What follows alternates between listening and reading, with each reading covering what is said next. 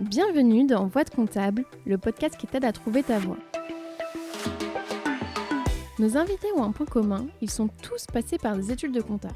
Aujourd'hui, ils sont experts comptables, commissaires aux comptes, DAF ou encore contrôleurs de gestion, bref, ils font tous plus ou moins de la compta.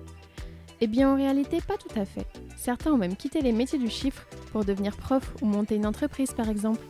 À travers ces parcours, j'espère te montrer que non, en compta, il n'y a pas qu'une seule voie.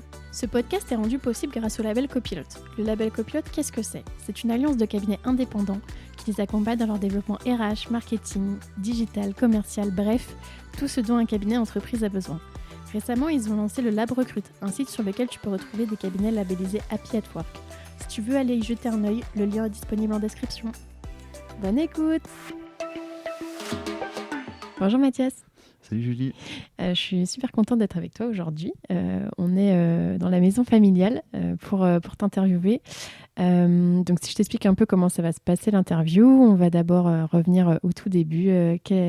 Où est-ce que Mathias il est né ? Où est-ce qu'il a grandi ? Dans quel type de famille ? Quelles études il a faites ? Quel job il a fait ?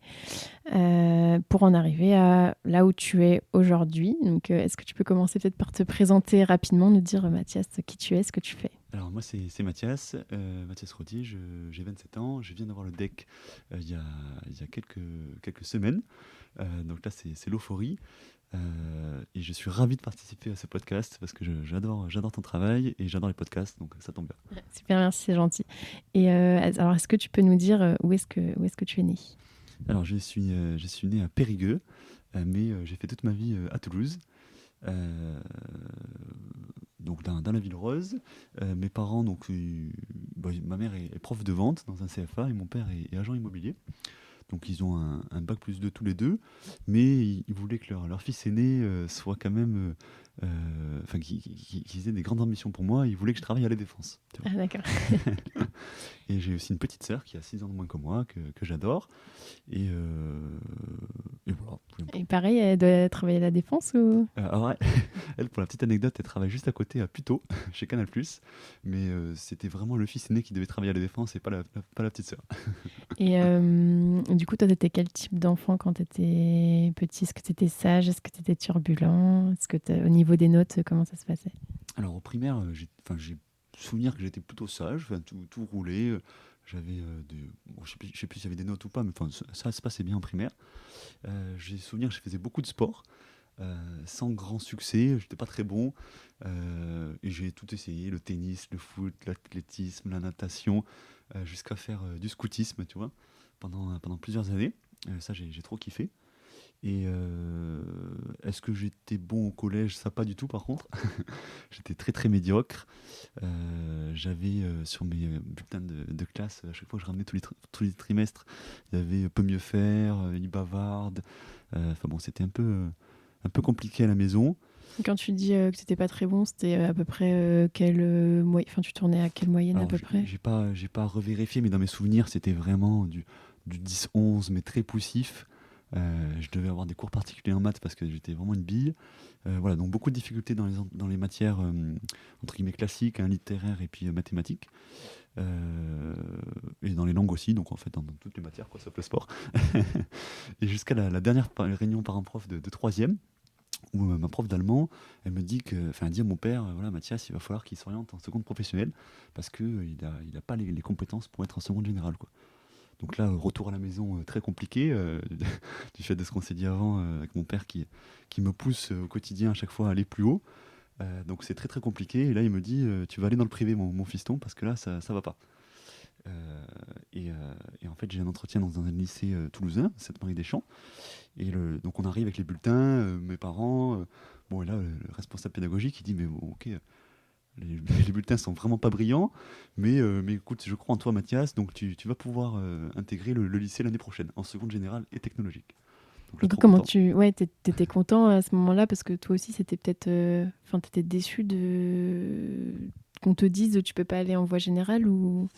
J'étais content parce que je m'étais dit, voilà, au moins je trouverais un cadre dans un lycée privé qui était réputé vraiment pour être sérieux et strict. Et moi, j'ai besoin de ça, qu'on me dise toujours attention et puis qu'on me laisse pas faire de conneries surtout. Et en fait, je choisis l'option sciences médico-sociales en seconde, donc pour être infirmier, parce que voilà, je voulais faire infirmier. Comme quoi, on dit souvent un peu que l'expert comptable, c'est le médecin de l'entreprise, mais c'est vrai qu'il y a pas mal de personnes qui soit font le chemin dans un sens ou dans l'autre d'être dans le médical et d'aller dans l'expertise comptable ou inversement, ou finalement, c'est assez, C'est assez, on peut faire des parallèles, c'est vrai. assez Et, proche. et avant de faire infirmier, je voulais faire cycliste professionnel pour faire le Tour de France surtout. Et du coup, tu disais que tu avais fait plein de sports, mais tu faisais aussi du vélo. Peut-être le vélo, tu en faisais le dimanche. Oui, voilà, je Ouais. faisais du vélo, mais jusqu'à là, j'étais même dans un club de vélo pendant 2-3 ans, mais bon, je faisais des courses, mais c'était l'enfer parce que j'étais à chaque fois dernier, donc bon, quand je rentrais chez les parents le soir, c'était compliqué. T'aurais pas gagné grand-chose dans les courses. Non, non.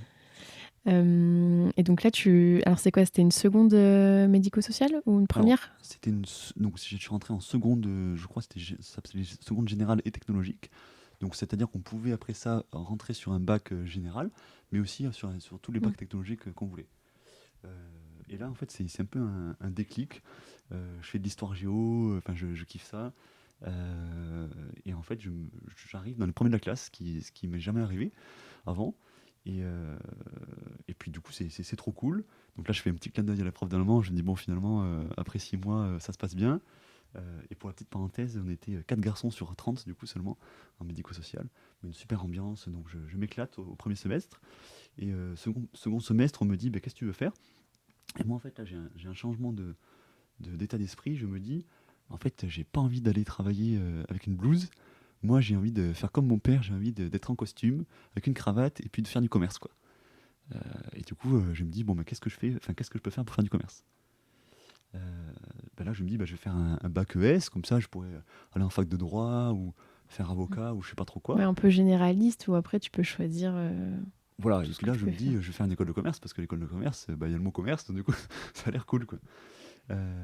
Et donc là, bon, mon prof général, enfin mon prof principal, me dit, par contre, Mathias, ok, t'es bon en seconde, en seconde technologique, mais quand tu vas te retrouver face à des mecs qui sont hyper chauds en ES, tu vas pas faire long feu, quoi.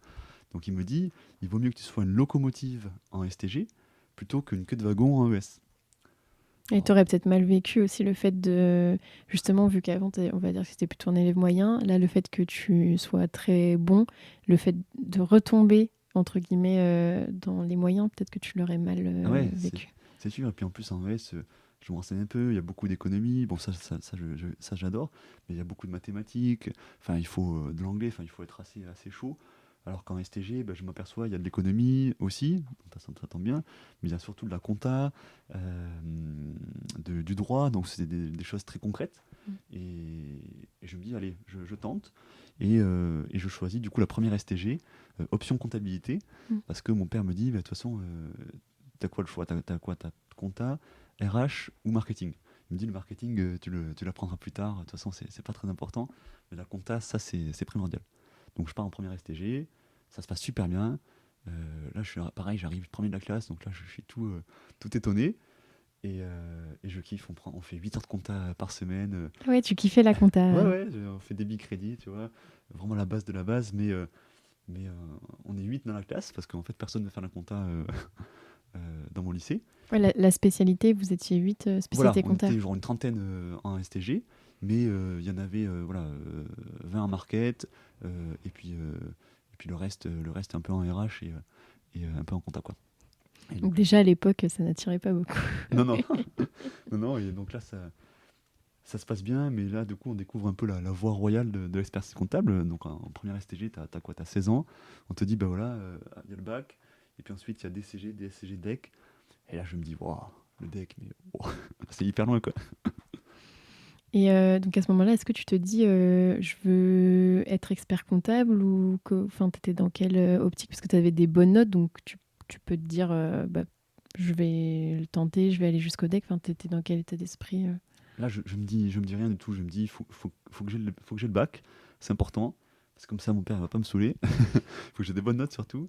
Et juste, voilà, je kiffe ma vie. On fait des soirées. Voilà, pas de. Je me dis, oui, il faut que je fasse des études, mais pour l'instant, j'ai pas de. j'ai pas de grandes ambitions sur le DEC, quoi. Ouais, tu réfléchissais pas trop, tu t'es dit peut-être je vais voir ça quand je serai en terminale. Ouais, voilà, plutôt. Enfin, si je me rappelle, l'objectif c'était vraiment d'avoir un super dossier de première et terminale, pour pouvoir après faire le vœu que j'ai envie de faire et pouvoir être pris voilà, où je veux, quoi.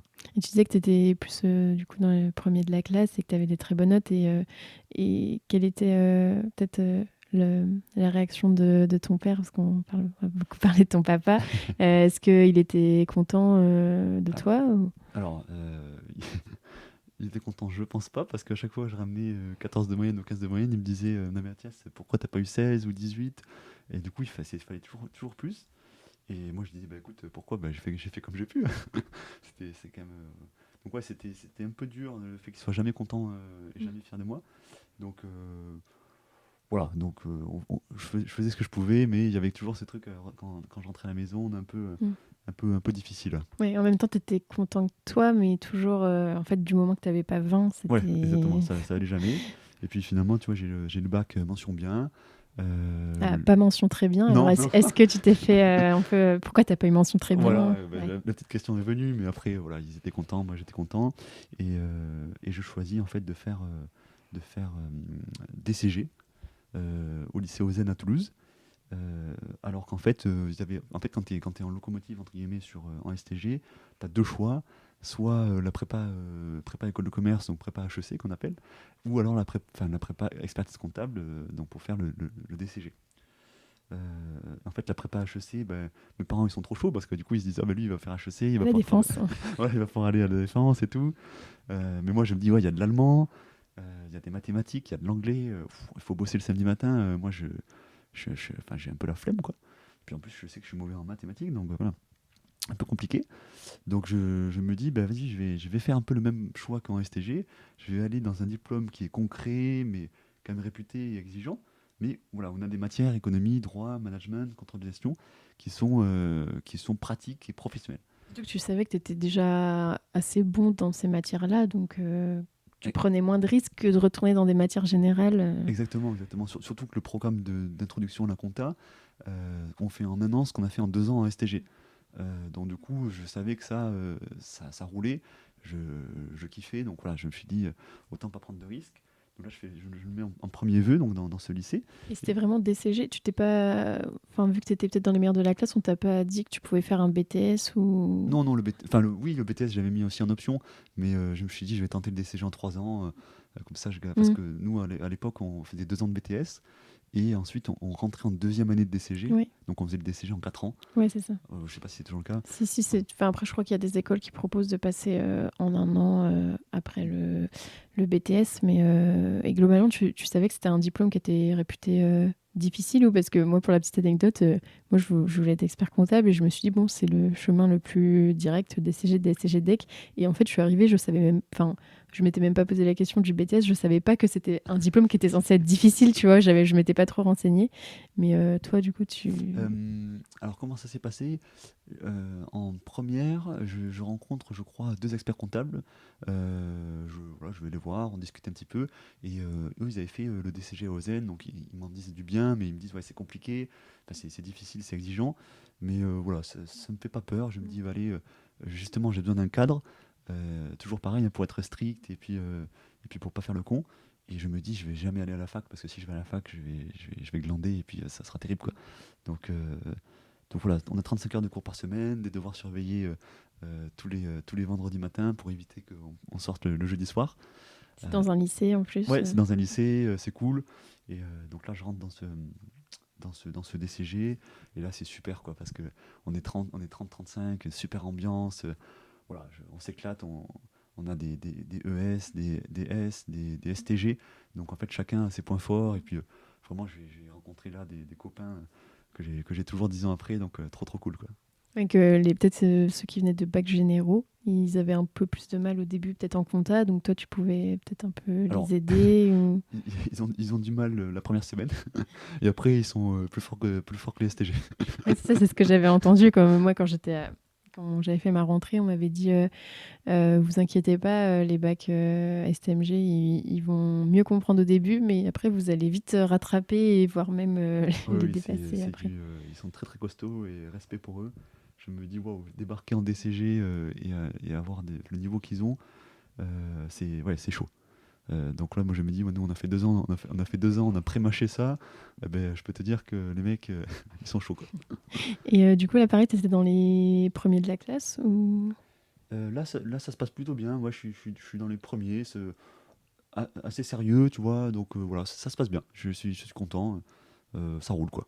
Et comme tu avais rencontré des experts comptables, est-ce que toi, ça t'avait donné envie d'être expert comptable ou pareil, tu te posais toujours pas trop la Euh, question? Pas spécialement. Ça avait donné à mon père l'idée que je sois expert comptable, ça c'est sûr.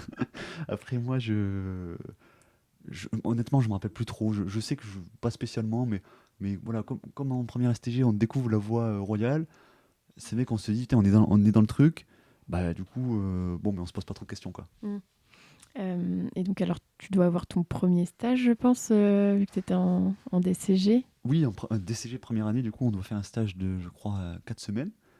Donc là, je postule à la fiduciale à Toulouse. Et je fais de la saisie comptable. Et là, c'est une grande découverte. Je me dis, waouh, c'est donc ça la compta au quotidien. Et là, je me dis, mais jamais je vais faire ça, c'est trop rébarbatif. On m'a amené classiquement à des boîtes de chaussures et je devais saisir les factures. Et bon, des premiers jours, c'est cool parce que je me dis, ok, j'apprends un peu à imputer les comptes. Mais le deuxième jour, je me dis, waouh, quand est-ce que ça se termine, quoi. Et du coup, là, tu t'es dit, en fait, j'aime pas la compta. Enfin, ça t'a pas dégoûté de te dire, je vais me réorienter carrément car j'aime pas la compta. Je ne me suis pas posé la question parce que j'étais dans le truc. Mais c'est vrai que je me dis, waouh, la compta, c'est pas pour moi, quoi. Donc j'étais un peu dans un état d'esprit en mode, bon, il faut que je finisse mes études parce que, bah voilà, je suis dedans, ça se passe bien, je suis bon, mais après, par contre, le métier, waouh, je sais pas ce que je vais faire, quoi. Après, je trouve que ce qui est bien avec le DCG, c'est que comme tu as plein d'autres matières, bah moi pour le coup, pareil, j'avais forcément fait de la saisie pendant mes stages, mais ça m'avait pas non plus dégoûté parce qu'en fait, comme tu vois d'autres matières pendant tes cours, en fait, tu te dis en fait là je fais de la saisie, mais c'est pas que ça, et ce qui fait que en fait tu continues. Voilà, j'avais un peu cet espoir-là, je me dis, bon, ça c'est normal que je fasse de la saisie, je suis jeune et tout. Enfin, je suis jeune, je sors du bac surtout. Et puis c'est vrai que comme tu dis, tu as de l'économie, tu as du contrôle de gestion, de management. Moi, je kiffais le management. Et je me rappelle maintenant que je voulais intégrer les cabinets justement de stratégie pour développer des Le stratégies. cabinet de la défense. Pas forcément là-bas, mais voilà, en tout cas dans la stratégie, le Boston Consulting Group, des choses comme ça, pour vraiment voilà, bosser dans la stratégie. Et finalement, tu vois, non. Et en deuxième année, alors comment ça se passe? Est-ce que c'est plus dur? Et la deuxième année, donc c'est un peu plus important le stage pour moi parce que il faut faire ton rapport de stage là-dessus. Mm. Donc il faut quand même choisir un sujet qui te tient à cœur et qui y a de la matière. Et donc là, je me dis, je vais essayer de découvrir le monde de l'entreprise. Et donc je rentre dans une boîte de cosmétiques au service contrôle de gestion en Corrèze. Donc une belle boîte, enfin super content. Et là, en fait, on met en place le contrôle de gestion budgétaire. On analyse les écarts, tout ça. Donc là, en fait, on fait vivre nos cours de contrôle de gestion dans l'entreprise. Et ça, c'est trop cool. Je vois que le métier de DAF, enfin de directeur administratif et financier, ça me plaît. Du coup, je me dis, bon, allez, go, on part sur ça, quoi. On continue et là, à ce moment-là, ton objectif, tu t'es dit je vais être DAF ou... Là, je me dis toujours, il faut finir le DCG. Le DCG, c'est super parce que c'est un beau diplôme. Et après, à voir ce que je fais un master. Est-ce que je continue sur le DCG ou est-ce que je pars sur la partie stratégie, quoi. Mm. Et donc, tu obtiens ton DCG du premier coup? Oui, en fait, à Ozen, ça se passe très très bien. Il y a un super taux de réussite. Du coup, on avait à chaque fois des points d'avance d'année en année. Donc, on aborde la troisième année assez serein. Voilà, et vraiment, d'ailleurs, un grand, grand respect aux profs de Ozen qui sont très très forts. Ils sortaient tous de l'école normale supérieure et tout. Donc, ouais, ils sont très très très très costauds. Donc, merci, un grand merci à eux. Et après, alors, au moment où tu as ton DCG, tu as plusieurs choix qui s'offrent à toi. Est-ce que tu vas aller en école de management? Qu'est-ce que tu fais? Alors là, la troisième année, c'est beaucoup d'interrogations. Je me dis, il y a l'école de commerce, il y a TBS juste à côté de Ozen. Est-ce que j'y vais pas? Bon là, en fait, je vois les concours d'entrée, c'est des mathématiques encore, de l'anglais, mais moi je suis une bille hein, dans ces deux matières-là, donc j'enlève cette option. Et là, on nous parle du master CCA, parce que historiquement, les 10 meilleurs de OZN partent en master CCA à l'IE de Toulouse, qui s'appelle TSM maintenant. Et je me dis, bah là c'est super, en fait, il y a juste à dire j'ai envie de faire le master et j'y rentre quoi. Enfin, si t'es dans les 10 premiers, t'y rentres. Donc c'est ce que je fais. Je demande le master CCA et puis là je me dis, bah, top, comme ça, dans 2 ans, en 2 ans j'ai le CCA, j'ai le DSCG et puis après on verra quoi. Et t'avais pas le score à passer Non, du coup on n'a pas le score, c'est vraiment une petite dérogation. Je sais pas si c'est toujours, enfin, je sais pas si c'est toujours d'actualité ou pas, mais voilà, en fait, pour inciter les gens de DCG à venir à l'IAE, ils faisaient ces petites passerelles. Et d'ailleurs, ça marchait très bien parce que dès qu'on rentrait après à la fac, ça marchait très bien, ça se passait bien, quoi. Et ça t'a pas fait peur la fac? Parce que tu disais justement que tout à l'heure tu avais besoin d'un cadre. Et là, alors, tu choisissais la fac, donc moins de cadre. Ah oui, donc là, je découvre les cours magistraux, les TD. Je me dis, mais les cours magistraux, en fait, si j'y suis pas, personne le voit. Waouh, je me dis, c'est compliqué de se motiver. Mais après, moi, voilà, j'étais toujours avec ma petite bande de copains que j'avais rencontrés en première année de DCG. Et du coup, on rentre en CCA. Et en fait, moi, j'ai envie d'aller à l'école parce que le midi, on mange ensemble, on se met à côté, au fond de la classe, on déconne, on rigole. Enfin, j'y vais pour ça, quoi. Mm. Plus pour l'ambiance que pour les cours. On découvre en plus la fusion, la conso, les normes IFRS. Enfin, c'est très théorique. C'est un peu lunaire pour nous qui sortons du DCG, ou enfin, qui sortons de la fac. Hein. Enfin, c'est assez particulier. Donc ça se passe plutôt bien. Bon là c'est pas la passion, c'est pas ma passion, mais voilà, ça roule quoi. Mais c'est bien de montrer aussi qu'après un DCG, on peut aller en master CCA. Et c'est vrai que des fois, il y a des étudiants qui se posent la question, est-ce que je vais en master CA ou en DSCG? Mais comme l'a dit Mathias, en tout cas, je pense que c'est le cas la plupart du temps, où en fait, en master CA, ils prennent que les meilleurs. Et entre guillemets, ceux qui ont le choix du roi de se dire, est-ce que je vais en master CA ou en DSCG, c'est souvent ceux qui déjà ont des bonnes notes. Et entre guillemets, si t'es dans la moyenne ou tu as moins de choix, et en tout cas, tu vas en DSCG Oui, la plupart du temps. après le master CCA, c'est un super diplôme, on apprend beaucoup de choses. Le rythme est vraiment différent, on a fait d'avoir des partiels chaque semestre. C'est pas du tout ce qu'on a l'habitude d'avoir, parce que bon, à DCG, on a des examens une fois par an. Euh, mais voilà, donc moi, les deux diplômes sont quand même très réputés, donc il n'y a pas de préférence. Et tu l'as fait en initial ou en alternance Initial, oui, à l'époque, à TSM, on pouvait pas- l'alternance n'était pas ouverte. Donc on faisait en initial, donc on n'avait pas beaucoup de cours par semaine, c'est vrai. Mais par contre, voilà, j'étais quand même un étudiant très sérieux. La semaine, bon voilà, en DCG ou en CCA, j'allais à tous les cours, je faisais mes devoirs, machin, enfin comme sérieux. Par contre, le week-end, bon voilà, on faisait la fête, j'étais au BDE, donc voilà, on faisait des week-ends d'intégration, week-ends de désintégration. Enfin bon, c'était un peu. Voilà, il faut savoir s'amuser aussi, quoi. Et donc là, tu étais en master CA. Est-ce que tu te dis quand même que tu veux passer le DSCG ou... Oui, parce qu'en fait, on parle que de ça en CCA. Euh, D'ailleurs, on est là, on est en CCA pour passer le DSCG, pour se dire au moins entre guillemets plus facile ou quoi. Donc je me dis oui, la première année de master CCA se passe très très bien. Donc après je me dis je vais faire sauter, enfin je vais passer le DSCG dès le début du master 2, puisque avec le DCG j'ai le droit. Oui, alors que les autres qui ont fait que la fac, entre guillemets, ils doivent attendre la fin de leur master Voilà, c'est 2 ça. pour s'inscrire. Alors que toi, vu que tu avais déjà ton DCG, tu pouvais passer des UE en avance. Exactement, et en plus, tu prends pas de risque parce que tu passes l'UE, mais si tu l'as pas, eh ben, l'année d'après, tu peux faire jouer ton équivalence. Sauf pour compta Sauf, droit, bien sûr. ouais, Hein. c'est ça. Donc là, je passe la compta, je me dis, bon, écoute, moi, je suis débarrassé. Je révise pas, je révise pas, mais bon, comme on avait le programme de Master 1 qui est quand même sur la compta, la fusion, la conso, tout ça, bah, en fait, je prends 8, bon, je prends une tôle, quoi. Et là, je me dis, bah, je vais faire sauter les équivalences, donc je vais sauter contrôle de gestion et économie en anglais, parce que j'adore l'économie, mais je déteste l'anglais. Bon, je me dis, au moins, je vais pouvoir Compenser voilà. un peu. Et finalement, ça se passe super bien. J'arrive à choper 14 en contrôle de gestion et tu vois 17 en économie. Alors, sans dire un mot en anglais, donc voilà, je me dis c'est top. Et donc là, il me manque plus que 600 droits. Donc 600 droits. Donc l'année d'après, il faut que j'attende encore 12 mois pour avoir le DSCG. Et là, ce jour-là, je me rappellerai toute ma vie, c'est un peu le déclic. Je me dis, mais waouh, j'ai plus qu'à avoir le 600 droits. Donc autant dire, autant que je parte en Australie, quoi. Et là, tu te fais... Parce que le DSCG, peut-être que tu t'en faisais un peu une montagne. Enfin, on dit que c'est très difficile par rapport au DSCG. Et finalement, tu as eu des très... Enfin, t'as eu une tôle, ça va. Tu as eu plus de 6 quand même en compta et tu as eu des très bonnes notes. Peut-être que tu n'aurais pas pensé pouvoir obtenir.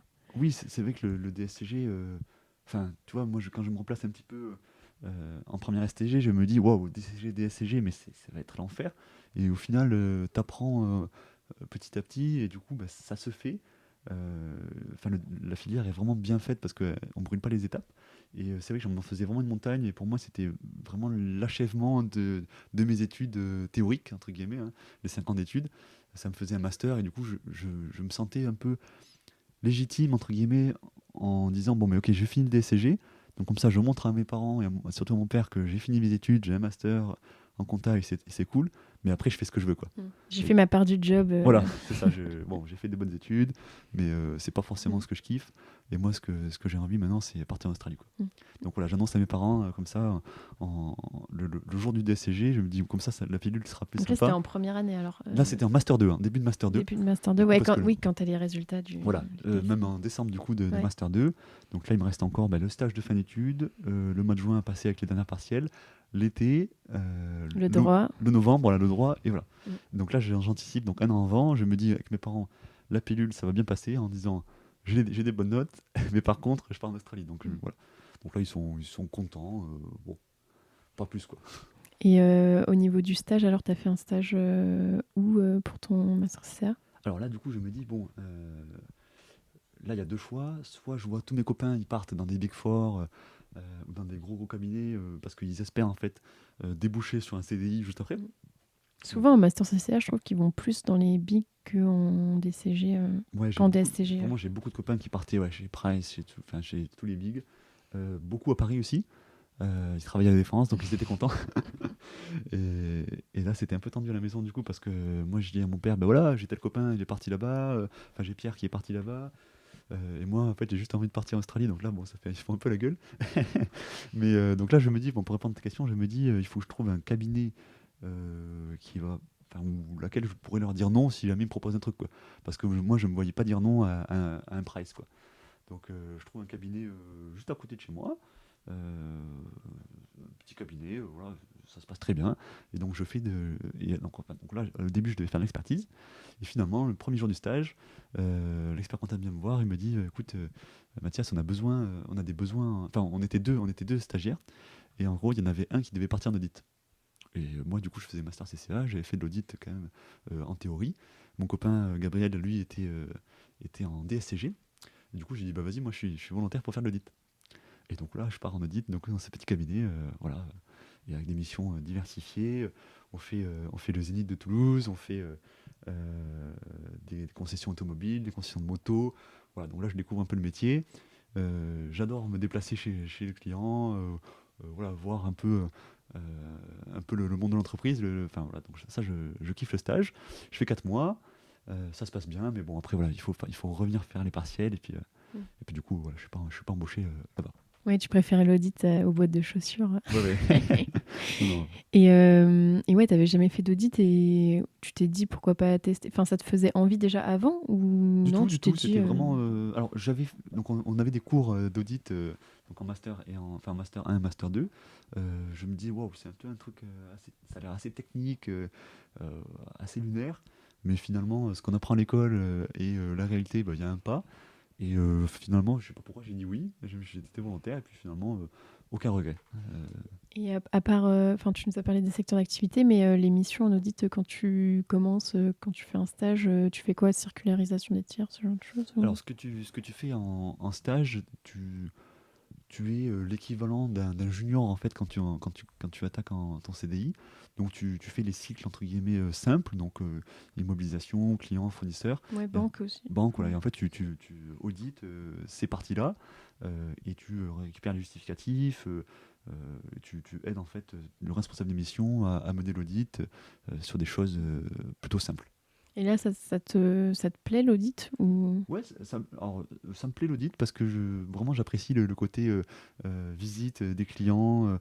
Tu vois, on visitait une usine, après le lendemain on était sur une concession automobile. Enfin voilà, ça j'apprécie la diversité des missions. Et puis aussi le fait que le midi on mange avec le directeur Mm. financier, donc il nous parle business et tout. Et ça je kiffe par rapport à être dans un petit cabinet où on reste en fait chez soi et on voit pas grand chose quoi. Mm. Et après, tu avais peut-être quand même en fond l'idée de te dire de toute façon, je vais partir en Oui, Australie. Donc, puis voilà, je savais que je faisais mes 4 mois et puis après que tout ça ça allait être loin parce que là pour le coup, je l'ai pas précisé, mais là pour le coup en master, enfin dès que j'ai le résultat du DSCG, ce qui est assez improbable, je me dis mais jamais jamais je serai expert comptable parce que c'est pas pour moi.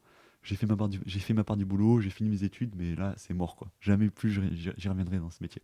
quand tu as obtenu ton... Du coup, en deuxième année ou en En, première année? en master 2, en début de master 2, Ok, ouais. je me dis mais ok, je termine 4 mois et rideau, je pars en Australie et adieu quoi. Et pourquoi tu te disais je veux pas être expert comptable? Enfin, qu'est-ce qui te faisait dire que... Parce Bah, que tu étais plutôt bon en cours, entre guillemets, mais... ouais, mais je suis en master 1, master 2, là, je suis dans une phase un peu de mal-être. Vraiment, c'est difficile pour moi, tu vois, enfin, je mets beaucoup de pression sur les études, sur l'avenir. J'ai vraiment peur de l'avenir et mon père ne m'encourage pas du tout dans ça. Donc du coup, voilà, je suis pas bien et je me dis, il faut que je parte en Australie pour un peu fuir tous ces problèmes et voir un peu, enfin voir autre chose, quoi. Parce que là, j'étouffe, quoi. Tu avais des mauvaises notes Non, ou... non, ça se passait très bien. Non, non, j'ai eu le CG, tu vois, je t'ai dit, il manquait juste 6 en droit. Le CCA, je l'ai eu avec mention bien aussi. Donc, tu vois, ça se passe super bien. Mais voilà, j'étouffe dans la compta, j'étouffe à Toulouse.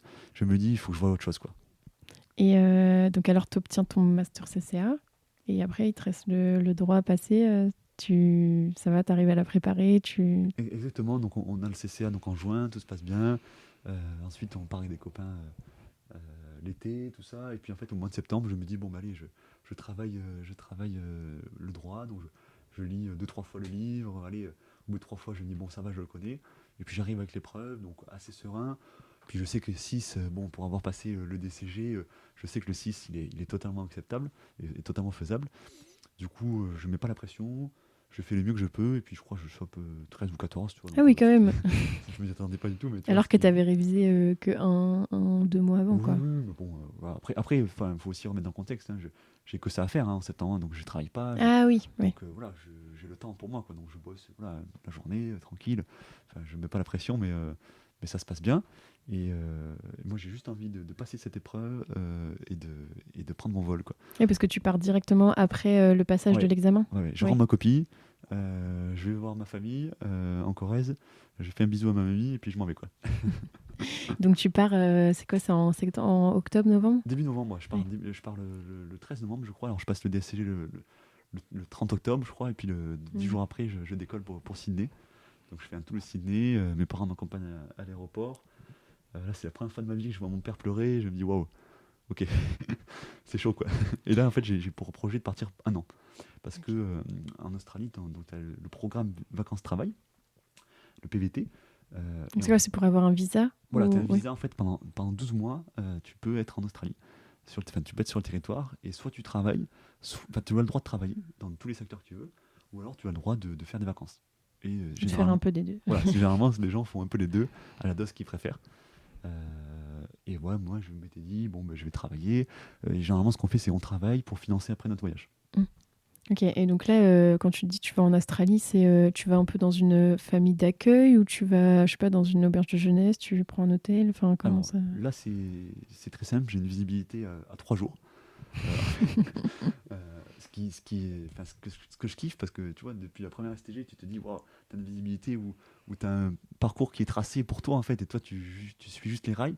Et là, je me dis, waouh, j'ai le champ des possibles, il est pour moi, en fait, je fais ce que je veux. Et donc là, j'avais réservé, parce qu'en fait, oui, ce que je t'ai pas dit, c'est qu'en master, je faisais du triathlon avec ma petite sœur, et ça se passait super bien. J'adore ce sport, et du coup, je me suis dit, bah, je vais faire un triathlon en Australie. Parce qu'il y avait un triathlon juste à côté de Sydney, juste après que j'atterrissais. Donc là, je me renseigne sur les prix et tout, et là, c'est 500 balles pour participer au triathlon. Donc je me dis, bon, je vais juste faire bénévole, je vais faire signalisation, enfin, je vais fermer la route, quoi. Et, euh, et donc en fait, voilà, j'avais juste cet objectif-là de faire ce bénévole à ce triathlon. Et après, pas de nouvelles quoi. Donc j'avais voilà, ces 3 jours. Donc j'avais pris une auberge de jeunesse pour ces quelques jours. Et après, je me suis dit bon, ben à voir quoi. Et, euh, et donc je fais ce triathlon et je me dis bon, ben j'ai qu'à faire du woofing. Tu peux Euh, expliquer ce que c'est Bien sûr, le woofing, donc c'est un organisme. Enfin, il y a du woofing partout, dans tous les pays de France, dans tous les pays du monde. Et en fait, on travaille 4 ou 5 heures par jour contre le logement et la nourriture. Et en fait, on aide souvent dans des gens qui ont de la permaculture ou des choses un peu bio. Et en fait, on les aide à jardiner, à désherber, à cultiver leur jardin, quoi. Et c'est super parce que tu es en immersion chez l'habitant. Et donc moi je tombe là chez des familles australiennes de retraités et en fait on travaille dans 4-5 jours, 4-5 heures par jour pardon, et on discute 4 heures par jour au repas, au temps mort et tout. Et là je peux te dire que moi qui étais une bille en anglais, je progresse de fou en 10 jours, voilà, ça se passe super bien quoi. Et pourquoi tu avais choisi l'Australie en fait? Enfin, parce que finalement, tu disais que tu savais pas parler anglais. Donc, et ça t'a pas fait peur de... Alors pourquoi l'Australie?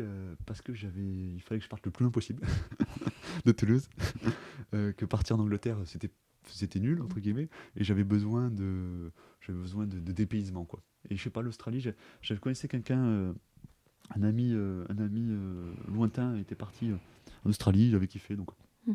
Et, voilà, je l'avais ouais. appelé, il m'avait dit c'est cool, j'ai dit ok j'y vais. Et l'anglais, ça te faisait pas peur alors? Parce que tu disais que t'étais nul en anglais. Ouais, ça me faisait pas peur dans le sens où je me suis dit bah, forcément je pars tout seul. Parce que oui, voilà, si je voulais partir seul, enfin j'avais un copain qui m'a proposé de partir, mais j'ai dit non, non, moi je veux partir seul en Australie. parce que Je veux être tranquille. non, mais plus j'ai envie de sortir de ma zone de confort surtout. Et je me suis dit, bah, si je pars seul, au bout d'un moment, on va bien me parler, quoi. Donc, au début, bah, je disais, bonjour, je m'appelle Mathias, j'ai 22 ans, et puis au final, t'as grandi ton vocabulaire d'heure en heure, et puis après, ça se passe bien, quoi. Donc là, t'étais chez ces retraités, tu restes longtemps? Alors, je reste une semaine à chaque fois. Ah Donc, oui, c'est une semaine. Tu enfin, changes en fait à chaque fois voilà, de tu restes le temps que tu d'endroit. veux, mais moi, j'aimais bien, au bout d'une semaine, j'avais fait un peu le tour, voilà, on avait discuté. Donc, la première semaine, enfin, je me rappellerai toute ma vie, c'était un gars c'était un ancêtre de Bagnard, tu sais, parce qu'en Australie, au début, c'était les Bagnards qui Hmm. y allaient, donc lui, il m'a raconté un peu Donc c'était l'histoire. ceux enfin, qui étaient en prison à Ouais, c'est ça, l'époque. il était en prison en En fait, Australie, ils en fait. les envoyaient. Exactement. À l'autre bout là-bas, donc lui, c'était un descendant, donc Ah il oui. était hyper fier de ça. Donc c'était un des premiers Australiens, entre guillemets. Et puis après, voilà, de semaine en semaine, on change, quoi. Et au bout de 4 semaines, j'ai mon pote Cédric qui me dit, écoute Mathias, moi je suis en Nouvelle-Zélande. Enfin, je pars en Nouvelle-Zélande, donc viens me rejoindre. Ça paraît assez près de l'Australie, mais au final, c'est pas si près que Ouais, ça, non? je crois, quelques heures de vol, tu vois, mais ça va. Donc là, on se rejoint, donc on fait un mois et demi en Australie avec notre pote, donc on fait le tour en bus et tout. Et là, ça se passe super bien, tu vois, on est en décembre, janvier, on fête Noël là-bas, on est Parce ensemble. que là-bas, il fait chaud à Noël, Là-bas, non? c'est l'été, Ouais. ouais, c'est Les gens, ils l'été. sont en maillot de bain et Voilà, tout, donc c'est bien. on fait barbecue sur la plage, donc c'est trop cool. Et en fait, on a tous les potes de Toulouse qui, eux, sont en train sont, Un peu fiscal. voilà, vont attaquer la parade fiscale, ils sont tous dans les bigs, ils sont trop chauds, tu vois. Ils ont une belle rêve, mais voilà, ils sont à Paris, enfin, ça roule, quoi. Puis nous, on est au fin fond de la Nouvelle-Zélande, à Chili, donc on est assez contents. Ouais, tu te dis pas, oh mince, je loupe quelque Ah non, chose. pas du tout. Pas du tout, on est très contents. Et en fait, ce pote Cédric, après, rentre en France. Moi, je rentre à Melbourne. Et là, c'est compliqué parce que je me dis, ça fait déjà 3 mois que je suis là. Qu'est-ce que je fais de ma vie, quoi? Et là, j'ai vraiment l'anxiété qui est présente en moi depuis 2 3 ans, elle remonte. Et c'est compliqué, vraiment. En fait, je suis en dépression, quoi.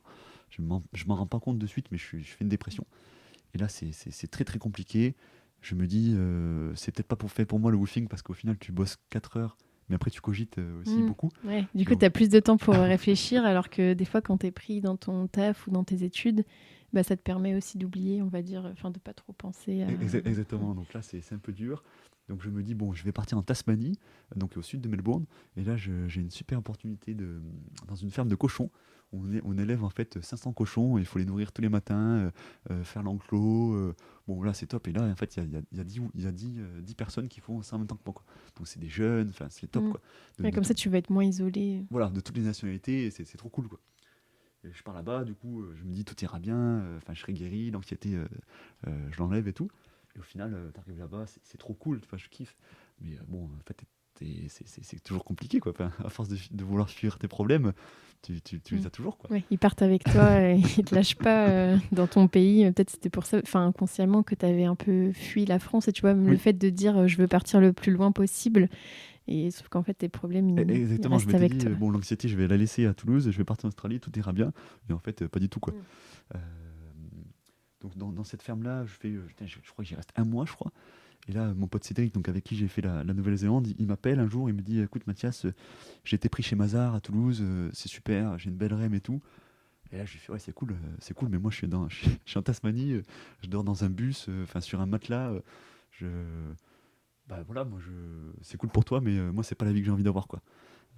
Jamais je ferai de l'audit, c'est pourri comme travail, jamais, quoi. Et je lui avais répété ça déjà pendant un mois en Nouvelle-Zélande, donc il me dit oui, oui, t'inquiète. Il me croyait pas en fait, hein. Mais moi, au fond de moi, vraiment, c'est pas mon délire. Moi, ce que j'ai envie, c'est d'aller à Bondi Beach et de vendre des crêpes, tu vois. Je me dis, ça, c'est mon deal, je vais faire de la thune. Et ensuite, j'ouvre une boutique où j'achète un food truck et puis je vends des crêpes, quoi. Des crêpes vraiment, enfin je sais pas s'il y a vraiment des crêpes en Australie où tu te dis justement c'est quelque chose un peu de France et qui est un peu Ouais, parce qu'en exotique fait, ils là-bas. ont beaucoup, ouais, c'est très à la mode, la French Touch là-bas. Et du coup, je me dis, vas-y, j'arrive, je fais un peu un truc marketé avec un béret rouge et je m'en mets des petites crêpes, quoi. Mm. Mais bon, voilà, c'est pas tant l'aspect entrepreneurial qui me tente, hein, c'est vraiment le fait d'avoir un boulot simple. Voilà, je rends les gens enfin, je rends les gens heureux, ils ont leurs petites crêpes, voilà, c'est 3 $ et puis fin de l'histoire, quoi. Et donc dans cette ferme-là de cochons, tu restes longtemps Ouais, je ou... reste un mois quasiment, donc tout le mois de février. Euh, et là, en fait, je me dis, bon, c'est quoi mon avenir, quoi. Enfin, je vais pas non plus rester là pendant 10 ans. Donc là, je reviens à Sydney, donc là où tout a commencé. Et là, je me dis, je vais faire de la construction.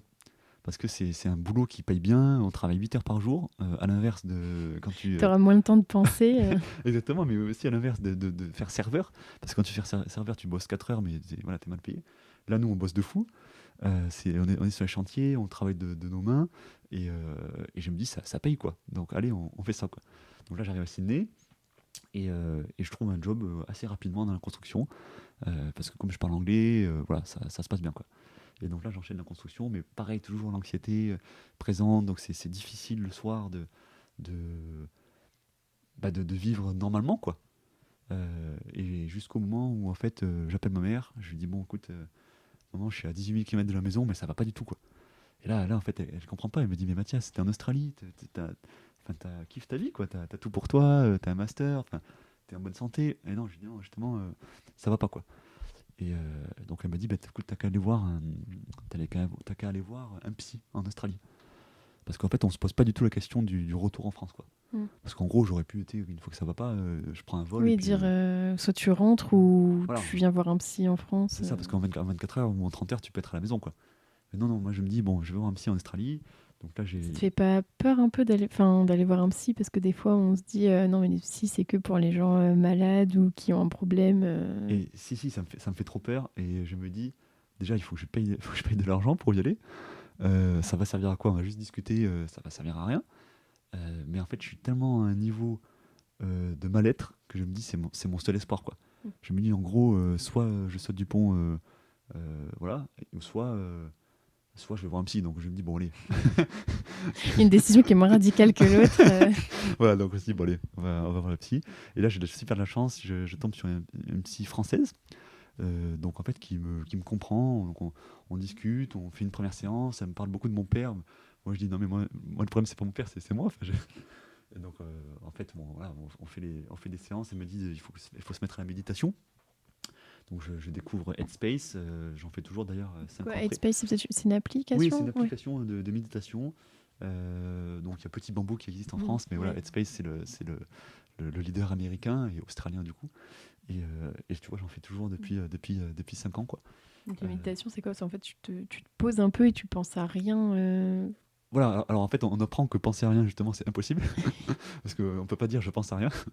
Et justement c'est d'accepter ses pensées, c'est de la méditation de pleine conscience en fait. En gros tu acceptes tes pensées, c'est un peu la métaphore du nuage en gros. Tu as des nuages qui sont très gris, très orageux, et puis d'autres qui sont hyper légers. Mais le nuage, il part, quoi. Mm. Et en fait, derrière, il y a le ciel bleu et reste, tu vois. Donc c'est une belle image que j'aime bien. Et je découvre ça. Et en fait, ça se passe super bien. Elle est très compréhensive. Et je vois que au fil des semaines, ça se passe très très bien. Donc je continue, je persévère. Et puis elle me guérit comme ça, quoi, juste en discutant. Et voilà, donc c'est vraiment un message qui me tient à cœur de passer aujourd'hui. C'est prendre soin de sa santé mentale. Parce que c'est aussi important, voire plus important que la santé physique. Et c'est un peu cliché ce que je vais dire, mais quand tu te casses une jambe, tu vas pas cogiter pendant 10 ans avant d'aller aux urgences, quoi. Tu vas aller voir le médecin, il va te mettre une attelle ou un plâtre, et puis après tu vas rouler, quoi. Et bien la santé mentale, c'est pareil.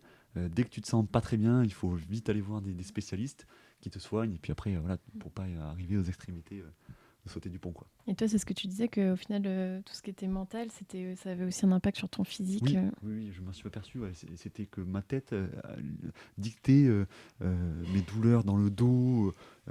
Voilà, donc déjà physiquement, j'étais pas bien, trop anxieux. Et la méditation, justement, aide à calmer. Voilà. Et en fait, maintenant, depuis, ça a duré, tu vois, quelques mois, vraiment 2-3 mois, où vraiment c'était l'enfer parce que chaque jour qui passe, tu souffres, quoi. Mais après, le fait de discuter vraiment, voilà, un petit peu, une fois par semaine, pendant 5 semaines, ben, voilà, t'es guéri et puis c'est bon, quoi. Et donc, tu disais que tu comprenais pas pourquoi elle te parlait de ton père. Est-ce que à la fin des séances, peut-être tu comprenais mieux pourquoi Oui, oui, elle t'en parce qu'en parlait? fait, en fait, euh, elle m'a demandé d'amener mon CV. Alors, j'amène mon CV pour lequel que j'avais parce que là-bas je postulais, tu sais, Mm. dans des agences de construction, donc j'avais mon CV qui était prêt. Elle me dit ah mais vous êtes hyper diplômé, enfin c'est bien. Je dis oui c'est bien, c'est normal quoi. Et en fait on s'aperçoit que c'est mon père qui m'avait mis toujours la barre plus haut et que je devais être enfin j'étais en fait insatisfait, et puis c'était jamais, enfin ce que je faisais c'était jamais bien quoi. Et donc je l'avais un peu Intériorisé. intériorisé, voilà. Et donc elle m'a aidé à mettre des mots sur ça, et sans rejeter la faute sur mon père, il n'y a pas de souci maintenant, il n'y a aucun problème. Mais juste voilà, comprendre que c'était un peu cette histoire familiale qui m'avait poussé à être comme je suis aujourd'hui. Et elle me l'a juste fait accepter, et puis maintenant Mm. j'ai aucun problème avec mon père, voilà, on fait des randos ensemble, il n'y a aucun souci, enfin je l'adore, il m'adore, et voilà, on est revenu enfin voilà, propre. Et donc, du coup, à ce moment-là, ça va mieux alors? Et qu'est-ce que tu continues dans la construction? Qu'est-ce que Voilà, tu fais? donc là, au niveau santé mentale, enfin, c'est bon, entre guillemets, je suis guéri. Mais moi, je suis dans la construction, je suis bien. Tu vois, je déplace mes parpaings, je casse des murs, je creuse des trous. Enfin, c'est cool, tu vois. Un peu éloigné de l'audit Ouais, pour le c'est coup. ça. Bah, en fait, en gros, oui, parce que quand tu dis construction, t'es pas du tout architecte ou chef de chantier, hein. T'es vraiment au niveau zéro de la construction. Opérationnel. Tes manœuvres, quoi, en gros, et puis tous les trucs de merde, tu les fais. Mais je kiffe, ça se passe bien. On commence le chantier à 7 h, à 15 h on a terminé, on boit la petite bière le soir, et puis on recommence, quoi. Donc ça se passe bien. Et puis je te dis, tous mes copains ils sont en période fiscale, ou alors ils ont un job pour septembre d'après. Moi je dis non, non, mais là, moi l'audit c'est fini, hein. Je pense toujours à vendre de mes crêpes. Et en fait, pour la petite histoire, euh, j'étais logé chez des gens qui étaient très très très riches, qui sont millionnaires. Parce qu'en fait, bon, c'était pas du tout le. C'est vraiment le hasard. En gros, j'ai des amis à Toulouse qui ont une correspondante en Australie. Et du coup, les parents de cette correspondante voilà, enfin, le fils, il est directeur de la banque, donc l'équivalent de la BNP en Australie. Et Sarah, elle est équivalente enfin, de AXA, mais elle est directrice IT. Donc ils sont les deux, Pas ils trop sont, mal. ouais, ils pèsent quoi les deux. Ils sont hyper sympas. En fait, donc la première fois que je suis arrivé à Sydney, ils m'ont juste, enfin, on a juste bu un café ensemble et tout. Et en fait, quand je suis revenu, j'étais en auberge de jeunesse. Et après, ils m'ont dit non, non, mais Mathias, c'est hors de question que tu dormes en auberge de jeunesse. Tu viens dormir à la maison. Ils avaient 50 chambres. Voilà, c'est une maison comme j'en ai jamais vu de ma vie. Une villa vue sur la baie de Sydney, un truc de fou avec du marbre partout, quoi. Avec une grande piscine, un Non, jacuzzi. un couloir de nage, parce que Ok. et un cours de tennis surtout. Donc on jouait au tennis le soir après le chantier. Donc c'est pourquoi je te dis ça? Parce qu'en gros, on est en avril 2018, donc moi j'ai 23 ans. Et là, on mange au resto parce que le soir il mangeait souvent au resto, il faisait pas trop la cuisine. Et Phil me dit, mais en fait, tu vas faire quoi? Et moi, je lui dis, bah écoute, Phil, moi, je kiffe l'Australie, la construction, ça se passe bien, ça paye. Là, j'ai encore 6 mois dans mon visa, parce que j'ai un visa de 1 an, hein. Et donc là, moi, je vais aller faire la cueillette des cerises, parce qu'en fait, ça paye de fou, parce que plus t'en cueilles, plus tu gagnes ta vie, quoi. C'est variable, quoi. Voilà, c'est au variable, exactement. Et là, je lui dis, c'est génial, quoi, tu gagnes plein de thunes. Et là, il me regarde, il me dit, mais t'es complètement malade, toi. Enfin, on discute en anglais, bien sûr, hein. Il me dit, mais t'es complètement malade. Enfin, il est pas méchant, enfin, il le prend pas mal. Il me dit, mais Mathias, mais ça fait déjà 6 mois que t'es là, tu fais de la construction, mais arrête-toi, quoi. Enfin, arrête de déconner. Il me dit, donc là, en fait, on a une discussion assez longue, pendant 2 3 heures, où il me dit, écoute, Mathias, il faut vraiment que tu fasses là où t'es bon, parce que c'est comme ça qu'on réussit dans la vie, quoi. Et c'est comme ça, je pense, qu'on apprécie aussi son travail, c'est de faire un travail dans lequel on a été formé, dans lequel on est bon. Et, euh, et là, en fait, je rentre chez moi, enfin, je rentre chez eux, du coup, le soir. Je me réveille le matin, et là, je me dis, mais en fait, je suis con, quoi. Il faut que je fasse de l'audit. Et là, j'ai un déclic. Donc là, je me réveille, je rappelle mon pote Cédric, du coup. Je dis, au fait, Cédric, tu sais, en fait, j'aimerais bien savoir comment on fait pour rentrer chez Mazar. Et il est surpris à ce moment-là Voilà, il ou... se fout de ma gueule, bien sûr. Ça fait 2 ans enfin, ça fait 2 ans que que je lui répète tous les jours que jamais je ferai de l'audit, et là, je me réveille. Enfin, il se fout de ma gueule, quoi. Mais, euh, mais il est content parce qu'en fait, je pense qu'il y a jamais cru, quoi. Il s'est toujours dit, Mathias, il reviendra un jour ou l'autre, quoi. Donc là, il me rencarde, il me dit, voilà, il faut que tu postules à telle personne, voilà, ça va se passer comme ça, comme ça. Donc, euh, donc là, je postule, en fait. Et puis en fait, je suis pris assez rapidement après des entretiens. Donc le processus de recrutement classique, pas classique, mais par Skype, parce Mm. que moi je rentre du chantier le soir, je fais l'entretien à 18h, et eux, les managers, Il y a un décalage horaire. ouais, décalage horaire, quoi, c'est le matin chez eux. Et donc la journée, il faut casser des parpaings, et puis le soir, il faut parler d'audit et Et ça leur fait pas peur, enfin, le fait que tu sois en Australie, etc., que tu aies fait un peu une pause, enfin, c'était pas un frein, au Non, je pense contraire. que justement, ils étaient assez contents. Ouais, ils étaient assez surpris parce que c'est vrai que c'est pas le profil qu'ils recherchent trop, mais je pense qu'ils recherchaient vraiment quelqu'un avec le DSCG. On était déjà en avril, tu vois, donc c'était déjà un peu tard, et je pense qu'ils m'ont pris un peu par défaut, quoi. Ils se sont dit, bon, ok, lui, il a le DSCG, il a l'air sérieux, il connaît déjà un peu l'audit. Bon, l'Australie, pas Ouais. grave, quoi. Il Ouais. sait parler anglais Voilà, il se fait pas aussi. l'anglais. Et puis de toute façon, eux, ils cherchaient en avril pour septembre d'après. Mm. Donc moi, en septembre, je leur ai dit, de toute façon, je serai rentré. Voilà, il n'y a pas de souci.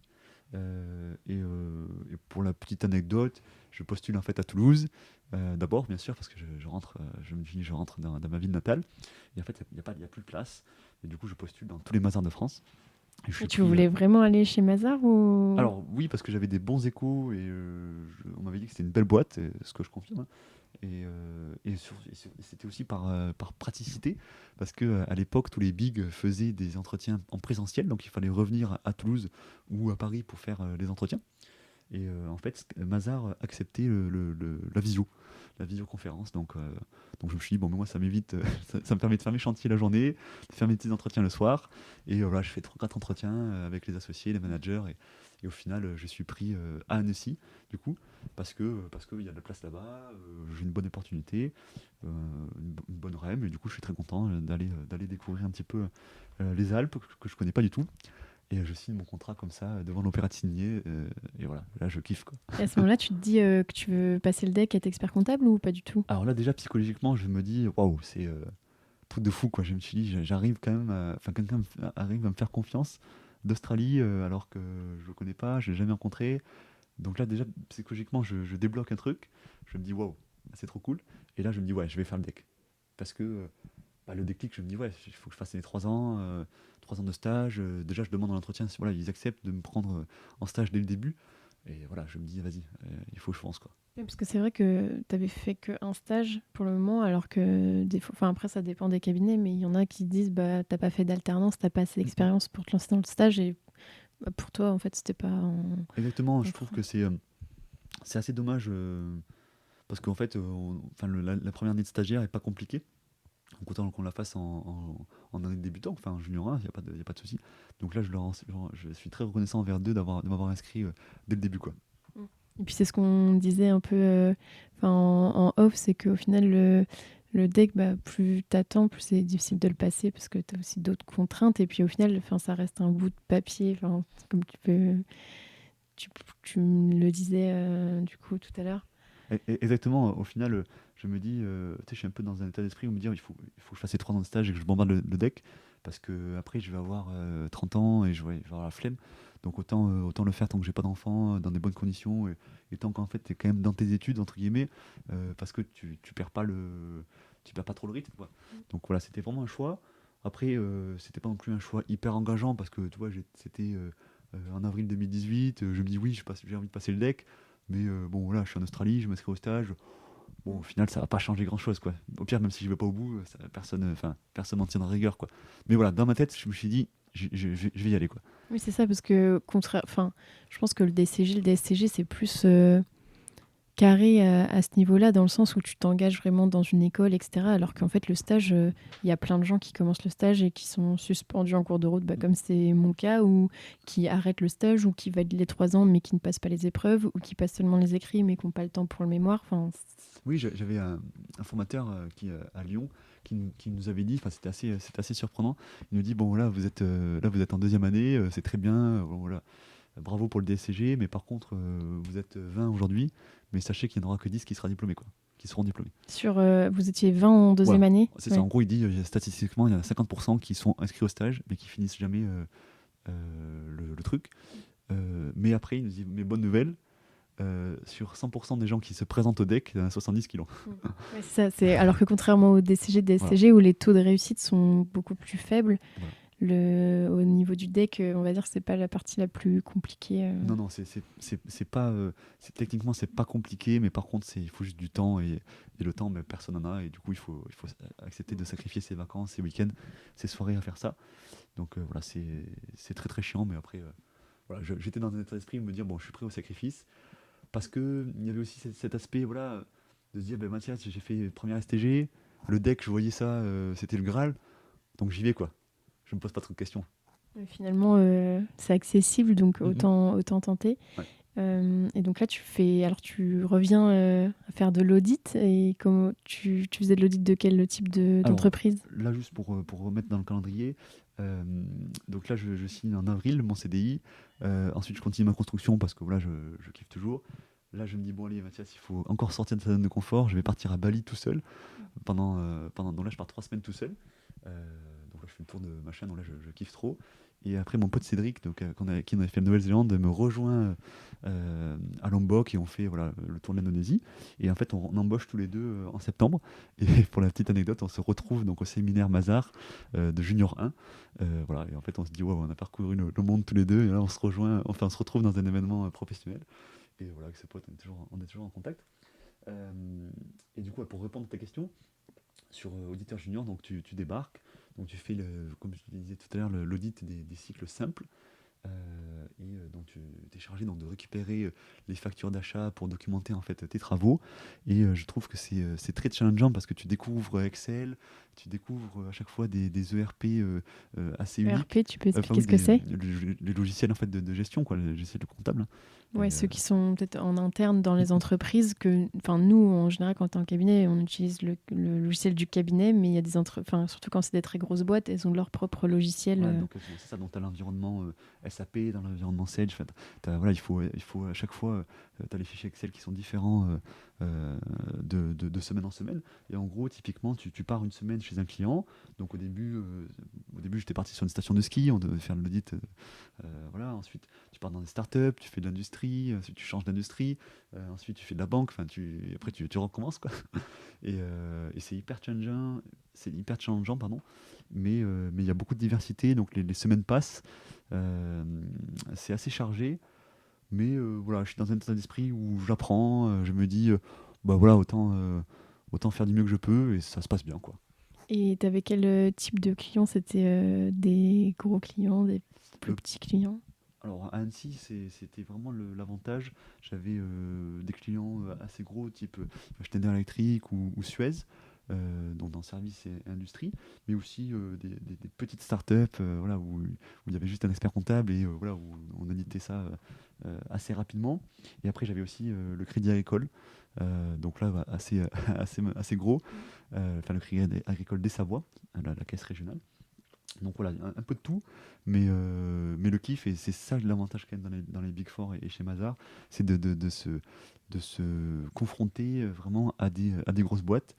Et après, on peut toujours arbitrer en disant est-ce que je préfère le gros, pas le gros. Voilà, moi, c'est vrai qu'à la fin, j'avais quand même une appétence sur plutôt les petits dossiers, quoi. Ah oui. Mm. C'est marrant. Ouais, ouais, c'était plus concret. Ouais.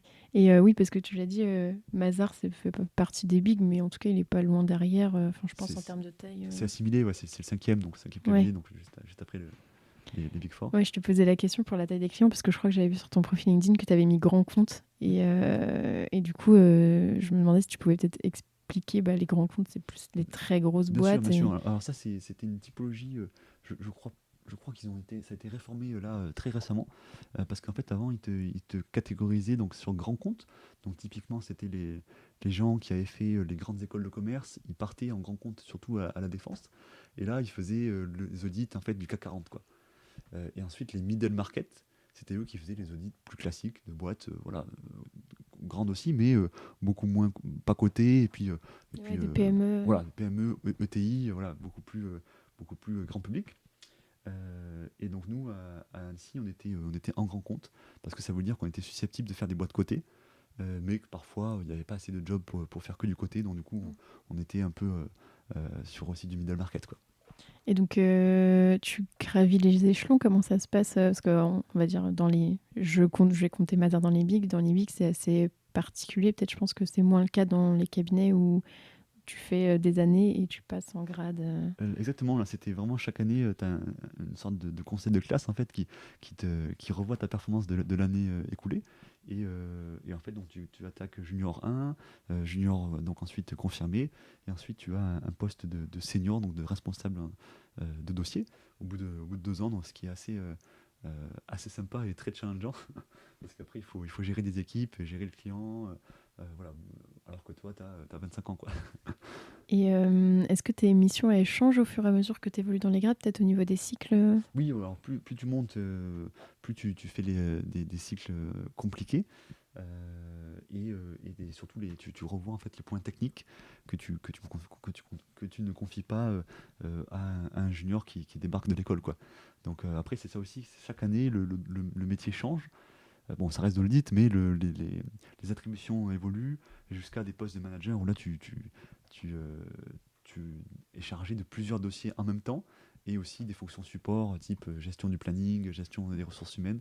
Donc voilà, c'est ton boulot change d'année en année. Donc c'est ça qui est vraiment bien dans les bigs. Est-ce que tu as peut-être, je sais pas, des anecdotes sur des clients ou est-ce que, je sais pas, est-ce que ça t'est arrivé d'avoir des clients avec des fraudes ou ce genre de choses? Non, non, ça pas de fraude. Par contre, le petite anecdote, c'était vraiment. Enfin, moi, ce que je kiffais trop, c'était la station de ski. Vraiment d'auditer ça. Parce qu'en fait, tu te retrouves à parler de la piste des marmottes au directeur financier, alors que toi, le week-end, tu l'as fait après, mais enfin, voilà, en loisir, quoi. Et du coup, c'est là où vraiment tu vois l'envers du décor. Combien de personnes il faut pour faire tourner une station de ski, quel investissement il faut faire. Mm. Et du coup, tu te dis, ok, je comprends pourquoi je paye 50 balles de forfait. Et non, c'est trop génial.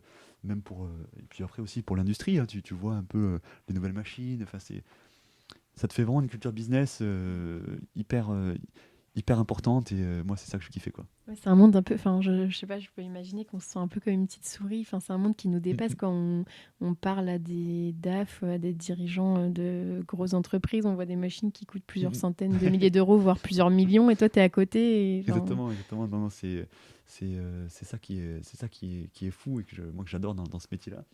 Euh, Après, voilà, l'envers du décor, c'est aussi beaucoup de diversité, mais aussi beaucoup de déplacements chez le client, du Mm. coup. Donc forcément, ça, c'est un peu plus long quand tu as une vie de famille. Voilà, il faut accepter de partir une semaine entière euh, à 2 heures de route, et du coup, bah, tu fais de l'hôtel. Et voilà. Après, Mm. c'est aussi bien dans le sens où tu passes du bon temps avec tes collègues et tout, donc ça, c'est top, quoi. Mais d'ailleurs, je crois que dans la convention de expertise comptable audit, je crois qu'il y a un paragraphe qui dit qu'il faut, enfin, c'est seulement les déplacements au-dessus de 2 heures qui sont indemnisés ou quelque chose comme ça. Enfin, en tout cas, c'est une des rares conventions où vraiment le temps de trajet, avant d'être, en tout cas que ça soit obligatoire d'avoir une rétribution, il est super, super élevé, je crois. Oui, c'est ça aussi qui est difficile, entre guillemets, parce que euh, en fait, on va faire par exemple, si tu as un client moi j'avais un client à 1 heure de route, mettons, bah, en fait, il ne voulait pas nous payer l'hôtel, et du coup, on devait faire 1 heure de route aller-retour, et 5 jours par semaine. Enfin, c'était sur une seule semaine, hein. Mais du coup, c'est vrai que tu te fais des grosses, grosses journées, mais au final, en temps effectif de travail, t'es pas tant que ça, quoi. Ouais, c'est ça, c'est parce qu'en fait, ton 1 heure aller, il compte pas dans ton Non, temps de exactement. travail. C'est donc juste, tu te lèves plus tôt Exactement, tu et te lèves plus tôt, tu rentres plus tard, mais voilà, t'es pas payé plus parce qu'on est payé au forfait. Donc peu importe le nombre d'heures que tu fais, c'est vraiment la journée qui compte, quoi. Mm. Ouais. Donc un des côtés un peu, on va dire, négatifs de l'audit, Voilà, même si... exactement. Après, tu passes en 2 heures de temps, tu discutes beaucoup avec tes collègues et tout, donc c'est cool. Mm. Mais bon, tu fais pas ça pendant 10 ans, quoi. Et donc toi, tu t'aimais ça, l'audit, tu t'es pas dit je veux retourner en expertise ou... Non, non, moi, vraiment, j'ai kiffé l'audit. C'était. Voilà, cet aspect diversité, c'était vraiment important pour moi de casser la routine à chaque fois. Et puis de voir aussi des points techniques au quotidien. Voilà, tu regardes les normes IFRS et tout, enfin, tu fais de la conso, c'est très diversifié, tu apprends beaucoup, tu apprends tous les jours quasiment. Et ça, voilà, donc j'adore, enfin, voilà, ça se passe très bien, quoi. Ouais, c'est peut-être plus en audit où on peut appliquer ce qu'on voit dans l'UE4 de comptabilité, parce que bah, moi, pour le coup, pour pas avoir fait d'audit et d'avoir fait de l'expertise, je me suis pas vraiment servi de la conso, de la fusion et des Ouais, normes après, IFRS. c'est une infime partie parce que c'est vrai que le DSCG ou DCG t'apprend beaucoup, beaucoup de choses et on peut pas le recycler tous les jours. Mais par contre, dès que tu as une question sur un point précis d'une norme IFRS que tu as vu en cours en master, ben là, ok, là, ça te dit quelque chose et du Mm. coup, tu peux chercher Ouais, c'est ça, tu fais le lien, après tu te rappelles plus forcément exactement Exactement, exactement. de la règle. Et donc tu fais tes 3 ans là-bas, chez Oui, Mazars. alors je fais donc 3 ans enfin mes 3 ans de stage. Donc là, je suis à Annecy, donc je découvre les Alpes, je fais des belles randos, le ski et tout. Enfin là, je kiffe trop l'environnement. Donc je fais 3 ans là-bas, ça se passe super bien. Mais bon, voilà, à terme, euh, je rencontre ma copine du coup sur un blablacar entre Toulouse Ah, c'est marrant. entre Toulouse et Annecy quand on rentrait dans le sud-ouest.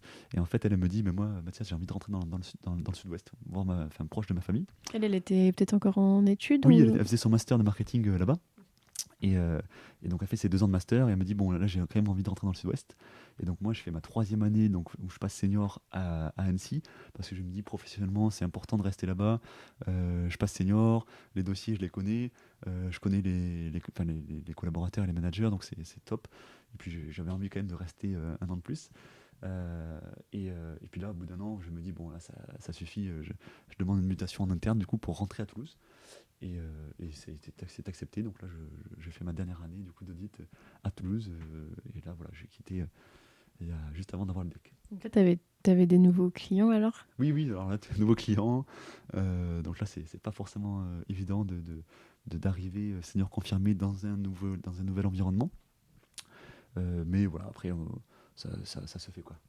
Et vu qu'on était en 3e année, alors les examens approchent, il faut trouver un sujet de mémoire. Alors toi, comment est-ce que t'as trouvé facilement et c'était quoi ton sujet? Alors les échéances s'approchent et puis moi je m'étais toujours dit quand je suis rentré chez Mazars donc en septembre quand j'avais donc 23 ans 24 ans, je me suis toujours dit dans 3 ans j'ai le deck et du coup ça faisait session de mai 2022, quoi.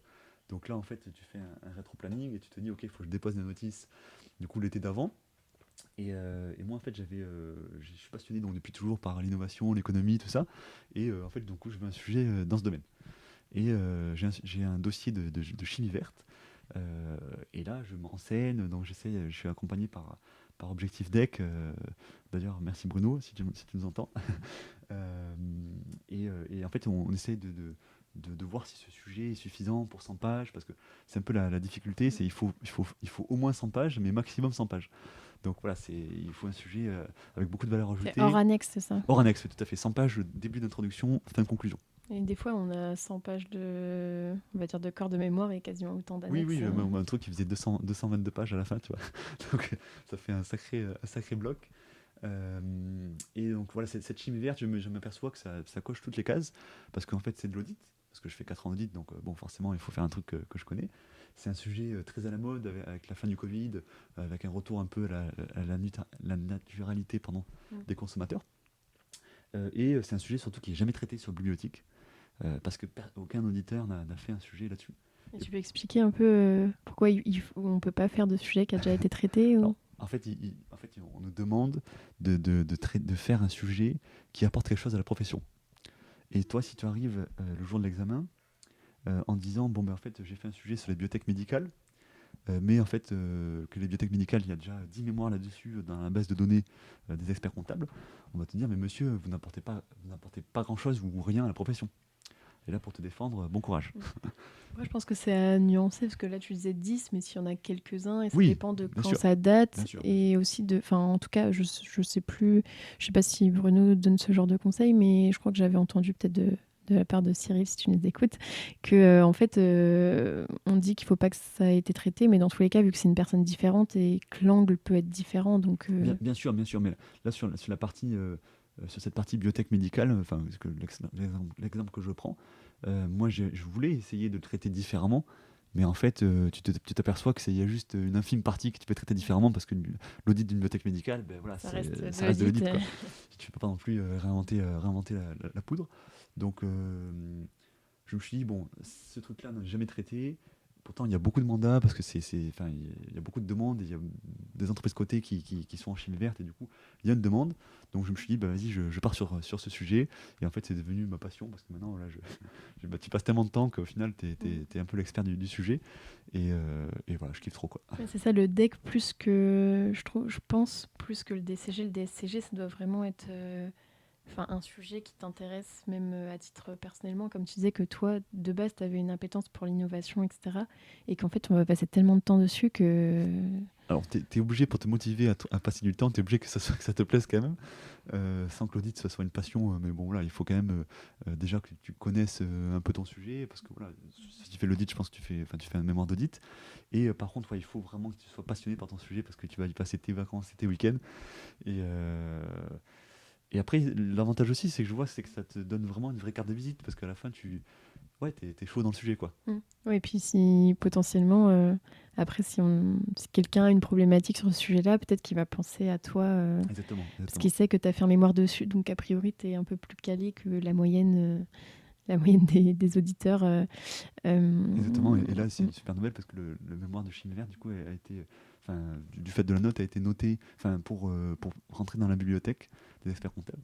Et du coup, bah là, du coup, toute la profession peut s'en inspirer s'ils ont un mandat de commissaire aux comptes sur Oui. la chimie verte. T'as eu quelle note du coup? J'ai eu 16 du coup. 16. Et c'est à partir de quelle note qu'on Je crois peut... que c'était 12 ou 13 ou un Ouais, truc comme ça. je crois que... Oui, je sais plus. Ouais, 12 ou 13, parce que tous les mémoires ne sont pas publiés sur Non, voilà, c'est que ceux Bibliothèque. qui ont une certaine note. Mm.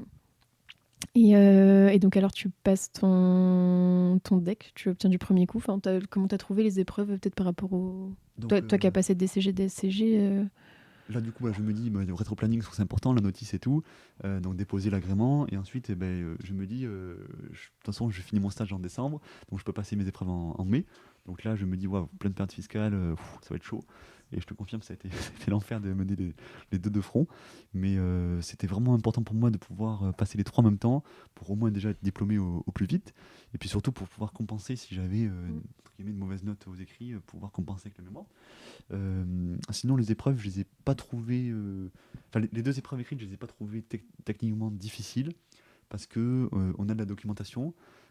Donc en fait, c'est un peu des questions qu'on pourrait te poser au DSCG, sauf que là, tu as la réponse dans le livre. Donc, que pourrais te poser des clients aussi. Exactement, exactement. Donc ça se fait bien. Après, le mémoire, ce qui est bien, c'est que c'est un sujet que tu choisis sur ton expérience professionnelle. Donc, du coup, toi, tu es chaud dans le sujet. Donc, du coup, ça te permet d'appréhender correctement les questions qu'on va te poser. Euh, Après, ça reste compliqué en termes de temps à allouer. Parce que il faut pas, je te dis, il faut passer. Moi, j'ai passé mes vacances de Noël il y a un an, les vacances d'été, un mois, et les vacances de Noël là pour finaliser. Pour tout ça, au final, passer en mai, voilà, c'est bon. Les week-ends de période fiscale, j'ai pas vu le jour, quoi. Donc c'est ça qui est vraiment compliqué. Et encore, j'avais pas d'enfants, j'avais une vie de famille qui permettait vraiment de consacrer du temps. Et voilà, c'est vraiment ça c'est vraiment la gestion du temps qui est la clé, quoi. Oui, parce que souvent, ça arrive quand on a fait au moins 3 ans d'expérience professionnelle, donc, et on peut en avoir fait avant, donc c'est le moment aussi où on a plus de responsabilités dans notre job quand on est en audit ou en expertise, et c'est à ce moment-là qu'il faut aussi qu'on prenne du temps pour rédiger une mémoire, qui n'est pas du temps qui est compris dans ton temps de travail. Non, exactement, exactement. Donc, c'est ça aussi peut-être le conseil, si je peux me permettre un conseil, c'est le passer le plus vite possible parce qu'au moins, au moins on limite le fait d'avoir des enfants et tout. Et puis, bon, ben, au moins on est débarrassé et puis c'est une bonne chose de faite, quoi. Et une fois qu'on a le diplôme, ça ne veut pas forcément dire qu'on va monter son cabinet directement ou qu'on veut vraiment être expert comptable. On peut rester salarié. Y a Oui, pas oui, de... exactement, exactement. C'est vraiment une carte, mais au moins on l'a. Et par contre aussi, le deuxième conseil, c'est de vraiment se faire accompagner par des coachs. Il y en a plein sur la place. Et voilà, c'est parce qu'on peut pas le faire tout seul, quoi. Ouais, toi, tu t'es fait accompagner du coup par Bruno, tu Ouais, par disais. Bruno de Objectif Deck qui est très très bien. D'ailleurs, j'ai bu un café avec lui à Annecy la semaine dernière. Et voilà, enfin, il est super, donc je le recommande vraiment. Il faut être accompagné donc, par un coach professionnel, mais aussi par ses proches. Parce que c'est très très important qu'on ne soit pas jugé par sa copine ou par sa famille de sacrifier du temps et d'être enfermé chez soi à bosser. Donc il faut aussi qu'ils le comprennent. Et voilà, il faut qu'ils nous soutiennent parce que il faut aussi que le soir on puisse un peu avoir plaisir à les voir, quoi. Et puis, je pense que c'est important aussi quand même de un peu se détendre. Enfin, si t'es vraiment tout le temps la tête dans le guidon et que faut prendre aussi un peu du recul entre autres sur son mémoire. Exactement, et c'est les proches qui nous permettent de ça parce que de faire des activités le soir ou voilà, c'est ça qui nous donc voilà, c'est deux conseils, le coach mais aussi les proches. Et là, quand tu allais passer le deck, tu t'es dit, enfin, tu avais un objectif derrière de te dire vraiment, je veux être expert comptable, je veux créer mon cab, ou c'était cocher de la case, entre Non, guillemets. vraiment, je m'étais mis dans la situation du Mathias qui a 16 ans, qui est en première STG, qui voit la voie royale, qui dit DCG, DSCG deck. Bon, ok, j'ai fait le petit crochet par l'Australie, bon, pour les raisons qu'on a évoquées. Mais voilà, le deck, c'était vraiment l'aboutissement, quoi. Me dire, voilà, c'est bon, j'ai terminé. Je le dis à mon père, il est content. Moi aussi, je suis content. Je me dis, voilà, maintenant, tout est possible. Et là, voilà, le projet, j'aimerais bien vraiment rester dans l'innovation parce que c'est ça que je kiffe. Et voilà, donc après, avoir les modalités euh, pratiques. Mm. Et donc là, tu as obtenu ton diplôme. Est-ce que du coup, tu étais quand même resté chez Mazars jusqu'à la fin ou... Oui, en fait, je suis parti juste avant, donc en juillet, et j'ai eu le deck en juillet, tu vois. Donc vraiment, Ok. ça s'est crocheté. J'avais juste un objectif de me dire, voilà, je pars 2-3 mois en vacances, quoi, pour faire un break. Et ça, je sais que c'est pas possible en étant salarié, donc je me suis dit, je m'en vais. Surtout que faire de l'audit généraliste, bah, j'en ai fait pendant 4 ans. J'ai kiffé, mais voilà, moi maintenant, j'ai envie de faire l'innovation à 100%. Donc voilà, un nouveau départ, quoi. Donc maintenant, là, en ce moment, tu fais un peu une pause et donc tu sais, enfin, quels sont les choix peut-être qui s'offrent à toi là aujourd'hui où tu te dis peut-être je pourrais faire ça, je pourrais faire ça. Alors là, exactement, c'est un peu la pause de 2-3 mois pour rattraper les vacances que j'ai pas eues, enfin que j'ai eues, mais que j'ai passé à lire des normes IFRS enfermé. Euh, et là, les options, eh bien, quand tu as le deck, tout est ouvert, mais les options un peu principales, entre guillemets, hein, c'est soit association dans un cabinet, soit expert comptable salarié ou création de zéro, quoi. Ou aussi, tu me disais, dans une start-up Oui, peut-être. voilà, ou DAF dans une start-up Mm. de chimie verte ou de biotech, ça peut être aussi une option. Ouais, donc il y a plein de choix et en plus on n'est pas obligé. Enfin, toi, tu es parti pour le coup de Mazars, mais on peut. Enfin, il y a des personnes qui ont le deck et qui restent encore quelques Ah oui, oui, années. tu peux tout à fait rester, oui. Non, moi, le fait de partir, c'était vraiment pour me dire, voilà, je veux briquer pendant plusieurs mois, ce qui n'est pas possible parce que quand tu es salarié, tu as 4 semaines en août. Et surtout, l'audit, j'ai trop kiffé, mais voilà, maintenant, ça suffit, au bout de 4 ans, j'ai fait le tour. Et par contre, voilà, je veux faire que l'innovation parce que c'est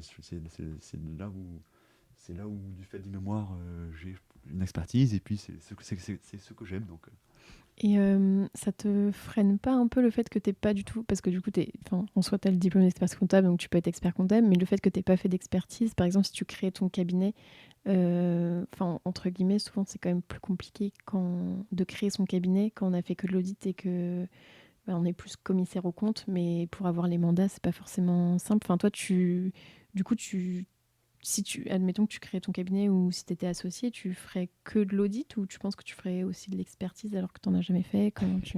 ouais, c'est vrai que là, si je revois un peu mon parcours, je me dis, ouais, j'ai fait l'expertise en DCG1 à la fiduciale. La saisie, les voies de chaussures. Donc ça fait 10 ans, quoi. Et c'est vrai que j'ai jamais touché l'expertise. Après, je reste persuadé quand même que l'audit, surtout sur la fin où j'étais où j'avais demandé à quitter un peu les grands groupes pour faire vraiment entre guillemets l'audit ETI PME, parce que c'est ça qui me plaisait. Du coup, reste persuadé quand même que c'est similaire à l'expertise et que du coup, bon, ben voilà, je vais réussir à mener ma barque si jamais cette option est retenue. Oui, et puis de toute façon, tu as vu ton deck, donc normalement, c'est-à-dire que tu sais chercher dans la doc, donc même si tu n'as pas la réponse tout de suite. Oui, parce que sur les points techniques qui sont un peu le job d'expert comptable, en audit, on fait ça aussi. Et en effet, ouais, le deck, enfin l'épreuve écrite du deck te donne quand même l'obligation de te documenter, de savoir Mm. chercher surtout, et ça c'est vraiment une belle épreuve.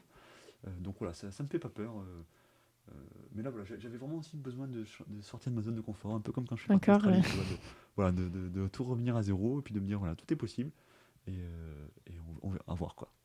Et est-ce que ça te freinait, enfin, est-ce que ouais, ça te gênait pas le fait qu'en audit, normalement, vraiment, on n'a pas la posture de conseil, enfin, entre guillemets, on n'a pas le droit de conseiller le dirigeant, ça te frustrait pas, ça? À terme, oui, parce que moi, enfin, surtout sur l'aspect crédit impôt recherche, donc j'ai fait le mémoire qui parle beaucoup de ça. C'était vraiment important pour moi de conseiller pour voir comment on optimise cette partie-là. Et en fait, là, en tant que commissaire en compte, j'étais juste là pour l'auditer, ce qui est très intéressant, hein. Mais par contre, ouais, c'est assez frustrant, quoi. De ne pas pouvoir rentrer dans les Mm. sujets, de remettre à plat les process, de dire vous devrez faire ci, faire ça. Donc là, c'est peut-être ce que je cherche, je pense, maintenant, voilà, avec les cartes qu'on a dites, pour dire, voilà, pour avoir ce côté conseil. Mm. Et suite, enfin, ça fait un petit moment du coup, mais en tout cas, t'as publié sur LinkedIn récemment, notamment quand tu as obtenu ton deck, et tu as eu pas mal de réactions. Alors, je sais plus, tu as dû avoir un post à 800-900 likes. Ouais, dans ces eaux-là, je crois. Comment ça t'est venu comme ça l'idée de publier sur LinkedIn? Parce que pas beaucoup de gens qui Alors, en fait, passent le pas. c'est une idée qui m'est venue il y a à peu près un an.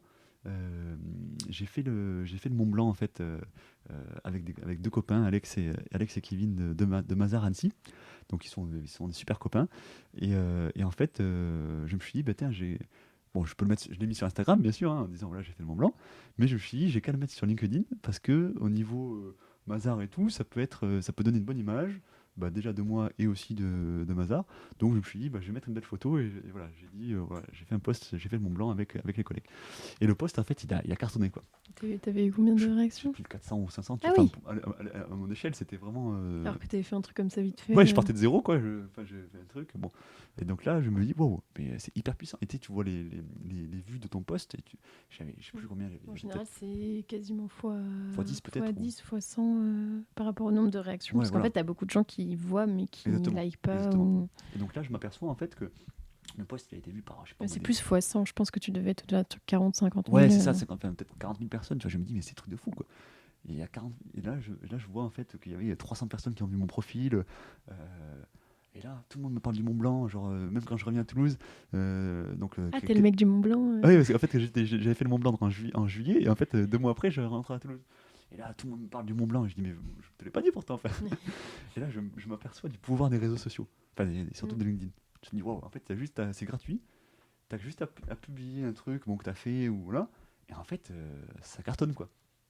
Et donc, j'ai essayé de surfer un peu, je me dis, ouais, vas-y, je vais essayer de faire ça me coûte pas grand-chose, je prends un quart d'heure, 20 minutes, je publie un truc, je mets une photo, bon, mais après, ça marche pas, tant pis, quoi. Et, euh, et puis aussi, voilà, j'avais cette volonté de me dire la chimie verte, j'ai envie de la, de la démocratiser, quoi. Donc voilà, j'ai essayé de faire aussi des posts sur le mémoire, la chimie verte, tout ça. Et puis là, voilà, comme tu dis, quand j'ai eu le deck, bah, là, ça a cartonné de Mm. fou, quoi. Donc très content. Après, ça m'apporte rien au quotidien, mais juste de la visibilité. Et voilà, j'encourage vraiment les étudiants ou les jeunes professionnels à le faire parce que vraiment, ça coûte vraiment rien et ça donne de la visibilité. Et puis on sait jamais les opportunités que Tourner un ça ouvre, quoi. podcast. Voilà, par exemple, oui, c'est vrai que la première opportunité, tu m'as contacté Mm. du fait de. Oui, parce que j'avais vu tes posts et je m'étais dit, bah, c'est sympa, je trouve, le fait que tu sois allé en Australie, etc. Donc, Donc, ouais, voilà, voilà, comme comme quoi, quoi. ça sert. Et ça t'a pas fait peur, tu sais, il y a des personnes qui disent, je veux pas trop me mettre en avant ou... Euh, Après, enfin, je faisais ça un peu avec second degré, tu vois, entre guillemets. Je me dis, bon, j'écris un truc un peu marketé, mais bon, en fait, c'est du, ouais, c'est du second degré, il faut pas le prendre au sérieux. Par contre, j'ai beaucoup de copains qui, qui rigolent, qui se foutent de moi. Voilà, c'est pas grave, je continue quand même. De toute façon, ça me coûte pas grand-chose, donc. Non, mais oui, c'est comme on dit, ce qui est important, c'est tu vas pas forcément voir les bénéfices à court terme, mais c'est plus sur le long terme et le fait d'être top of mind, c'est-à-dire que Euh, si, par exemple, je prends mon exemple, hein, si j'ai quelqu'un qui Mhm. me parle, qui dit qu'il fait son mémoire sur peut-être des biotechnologies, etc., bah, en fait, je vais lui dire, bah, tu peux envoyer un message, Ouais, enfin, un ouais, ouais. Mathias, tu Ouais, vois, c'est c'est- bête, mais ou même si je vois, tu sais, des fois, il peut y avoir des experts comptables ou autres qui disent, bah, j'ai un dossier sur tel sujet, est-ce que vous connaissez des J'ai une spécialistes question, ou... Ouais, tout et à en fait. fait, ça m'arrive des fois de voir, notamment, je pense à John Levy, je ne sais pas s'il nous écoute, qui est passé dans le podcast. Alors, on parle, l'épisode n'est pas encore sorti, mais lui qui est plus dans tout ce qui est data et dans tout ce qui est banque, bah, en fait, ça m'est déjà arrivé de voir des posts d'autres personnes qui cherchent des consultants dans ce domaine-là et de lui envoyer, de lui dire, ah bah tiens, regarde, il y a quelqu'un qui Ouais, cherche. ouais, non, mais c'est sûr que c'est hyper important, et surtout dans une profession comme la nôtre où il y a peu de communicants parce que on n'est pas fait pour ça à la base. C'est vraiment important de communiquer parce que voilà, c'est gratuit. Alors peut-être, c'est vrai qu'avec le recul, je me dis, ma copine ayant fait des études de marketing, elle est maintenant content manager et tout. Je me dis, c'est peut-être elle aussi qui, le soir, quand on rentre, on parle LinkedIn, et du coup, elle m'a donné des petits conseils. Et je pense que c'est ça aussi qui fait que je me suis lancé. Et puis, voilà, Ouais, c'est ça, bah, choisissez votre conjoint dans le marketing. c'est important. Donc, merci Chloé, de tes conseils. Et donc là, tu es en pause actuellement. Tu sais pas du tout ce que tu veux faire ou Non, là, c'est non? vraiment, Tu réfléchis voilà, pas. enfin, je réfléchis pas au quotidien. Je profite vraiment de ma famille, de mes amis. Je, voilà, je pars en vacances en France. Je fais des belles randonnées, tout ça, pour prendre vraiment le temps et pour me positionner après. Plutôt, je pense à la rentrée. Et du coup, si on revient à une question un peu plus généraliste, qu'est-ce que tu préfères dans ton métier? Tu as peut-être un petit peu la diversité. Alors oui, d'abord, donc diversité des missions. C'est vrai que là, je me dis, en 4 ans, j'ai rencontré beaucoup de gens, aussi beaucoup de clients dans des secteurs très, très différents, et ce qui m'a permis aussi d'arbitrer sur qu'est-ce que j'ai envie de faire plus tard. Mm. Donc là, moi, ça a été le monde des startups et des biotech. Alors que c'est vrai que on- si tu découvres pas, t'es pas forcément. Ensuite, j'aime aussi le travail en équipe, le fait de partir toujours avec des collègues différents. Alors on partait avec des collègues de Lyon, de Grenoble, d'Annecy. Enfin voilà, il y a beaucoup de mixité. Et puis voilà, ce que j'aime moins, c'est les déplacements à l'hôtel, quoi. Mm. Ouais, le fait, enfin, équilibre vie pro vie Voilà, perso en c'est ça audit, qui, c'est... qui est pas évident, quoi. Et ouais, donc ça, c'est ce que tu aimes le moins. Et je vais reprendre, je sais plus où tu l'as, je sais plus quelle question je pose. Euh, Ouais, est-ce que tu es fier de ton parcours et pourquoi? oui, oui, oui, oui, j'en suis fier parce que j'aurais pas parié 1 euro en fin de troisième quand je suis rentré de la réunion parent-prof avec ma prof d'allemand. Là, je me suis dit, waouh. Donc, j'aurais pas parié 1 euro sur moi. Et puis finalement, bon, ben voilà, maintenant, avoir le deck à 27 ans, oui, je suis assez fier. Après, je suis aussi très reconnaissant vis-à-vis de mes parents et de mes proches parce que c'est vraiment eux qui m'ont soutenu au quotidien. Et voilà, je leur tire vraiment un grand, grand, grand merci, quoi. Et c'est important de dire du coup que c'est pas, enfin on le voit un peu avec les autres personnes qui sont passées dans le podcast, mais c'est pas forcément les notes qui vont faire que tu vas avoir le deck. Enfin, on peut avoir des bonnes notes et arrêter en cours de route, enfin que ça soit DCG, stage, enfin les épreuves, etc. Enfin c'est plus le fait d'être motivé et de vouloir vraiment aller au bout. Après, je pense que le DCG est vraiment important pour les bases techniques. Après, le DSCG, c'est plus est-ce que tu es prêt à faire l'effort un peu supplémentaire parce qu'en plus c'est en novembre, donc il faut pas bosser l'été et tout.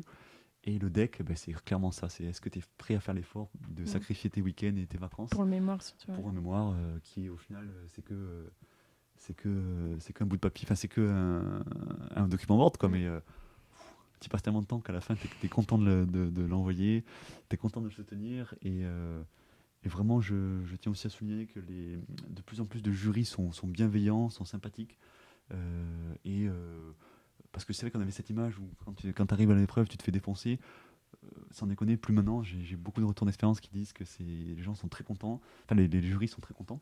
Donc ça, je trouve qu'il faut le souligner, quoi. Ouais, bah c'est marrant parce que je crois que dans les précédents jours où j'ai interrogé une autre personne, je crois qu'il disait justement qu'elle trouvait que c'était encore le cas, que c'était dur. Mais non, mais je pense que non, mais ça dépend des expériences de chacun. En tout cas, je pense que ça va en s'améliorant parce que c'est pas le but non plus. Enfin, Oui. surtout qu'il y a un manque d'attractivité dans la profession. Donc, Exactement. Et en fait, un examinateur m'a dit qu'ils avaient des consignes comme quoi ils devaient être plus bienveillants et tout. Donc après, tu as forcément des réfractaires, mais voilà, ils ont quand même c'est quand même une volonté de la part de la profession de simplifier quand même un petit peu enfin pas simplifier au sens plus facile, mais de moins se faire casser, quoi. Bah, surtout que, entre guillemets, tu as écrit ton mémoire. Enfin, l'épreuve via le jury, c'est l'oral. Et donc, si on te recale pour ça, c'est-à-dire que tu vas devoir... Enfin, je pense que...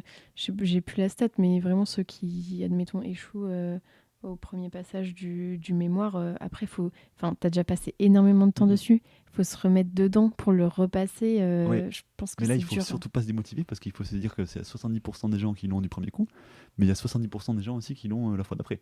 Donc il faut toujours écouter les remarques du jury, pourquoi ils ont dit que c'était pas, enfin que c'était, ça valait 8, et à ce moment-là, décrocher le 10 et avoir le diplôme, quoi. Et se faire accompagner si jamais c'était pas le cas pour le premier coup. Exactement, Aussi, je pense. toujours se faire accompagner. C'est le petit billet enfin, il faut payer, mais voilà, c'est important, quoi. Oui, parce que t'as pas vraiment d'école ou... Enfin, si, il y a des écoles... Enfin, en tout cas, t'es pas obligé... Enfin, contrairement au DCG ou au DSCG, là, on va dire que le parcours classique, c'est de ne pas se faire accompagner, mais du coup, c'est à nous de faire la démarche de dire j'ai besoin Oui, de le problème, quelqu'un. c'est que tu as juste une note du jury qui fait 15 pages, et en fait, tu as juste ça avec toi. Donc, au final, si tu n'as pas quelqu'un qui te la décrypte, qui te donne des conseils, avec un rétro-planning, et puis même le fait de trouver un sujet qui corresponde, il faut absolument te faire accompagner parce que tu gagnes du temps. Bon, voilà. Et après, souvent, tu peux te faire payer la formation par ton cabinet, ce qui est le cas chez Mazar, donc je les remercie aussi beaucoup. Ou alors pris en compte par l'OPCO, ou des choses comme ça. Ouais, par le CPF, mais je crois que ça change. Par exemple, là, à l'heure où on parle, je crois que ça a changé, où maintenant c'est plus pris en charge tout ce qui est formation DEC. Et en fait, des fois, ça change d'une année sur l'autre, donc il faut essayer de tomber la bonne année. Suivre, mais il faut surtout se faire accompagner, peu importe le prix que ça coûte, parce que puis ça donne aussi une sérénité d'esprit d'avoir un coach qui est derrière nous. Voilà. Ouais, bah c'est dommage, enfin entre guillemets, c'est dommage de passer autant de temps et de pas l'avoir entre guillemets juste parce qu'on n'a pas pris de coach et de devoir tout refaire. Et puis après on perd en motivation et puis oui, on perd en plus. Et on parlait tout à l'heure avec les déplacements au niveau de l'équilibre vie pro, vie perso. Est-ce que c'est important pour toi et qu'est-ce que je sais pas, peut-être c'était peut-être compliqué pendant ces 3 ans et maintenant tu veux peut-être plus te recentrer là-dessus. Ou... Alors pour moi c'est hyper important. Donc comme je te disais au début, j'avais rencontré Chloé à Annecy, et le problème c'est que tu vois, il faut débuter une relation amoureuse alors que toi tu es pas là le week-end parce que tu es à Grenoble en train d'auditer Schneider Electric. Donc bon, il faut, il faut être passionné par l'audit ou alors bon voilà. Ou alors, il faut qu'elle soit auditrice aussi Voilà. et vienne avec Non, toi. ça c'est pas mon conseil. Non, non, mais voilà, il faut être accroché mais ça se fait, hein, il n'y a pas de souci. Euh, Par contre, voilà, pour moi, c'est vraiment important cet équilibre vie pro vie perso. À terme, moi, j'aimerais vraiment me dire, j'aimerais bien travailler à 80%, tu vois, donc 4 jours par semaine, pour vraiment avoir une journée où je puisse d'abord faire du sport là actuellement, mais après m'occuper de mon enfant une fois que j'en aurai un dans quelques temps. Mais voilà, c'est hyper important. On fait un beau métier, mais faut pas bosser 7 jours sur 7 quoi. Du coup, tu fais toujours du sport, tu fais toujours du vélo ou Oui, enfin du vélo, du squash, la semaine. C'est ça aussi important pour couper, couper de la semaine. se défouler Voilà. aussi, se vider l'esprit. Exactement. J'essaie de faire des randonnées ou du ski le week-end, hors période où je fais le mémoire. Donc si tu faisais enfin si tu créais ton cabinet, du coup et peut-être pas dans les débuts, parce que peut-être c'est compliqué au début de développer un cabinet, mais en tout cas tu essaierais d'avoir des semaines de 4 jours et peut-être aussi que tes salariés, si t'en as. Exactement, exactement. Moi, l'objectif, c'est peu importe les options que je fais là dans l'avenir. Par contre, une chose est sûre, c'est que l'équilibre vie pro vie perso, c'est primordial.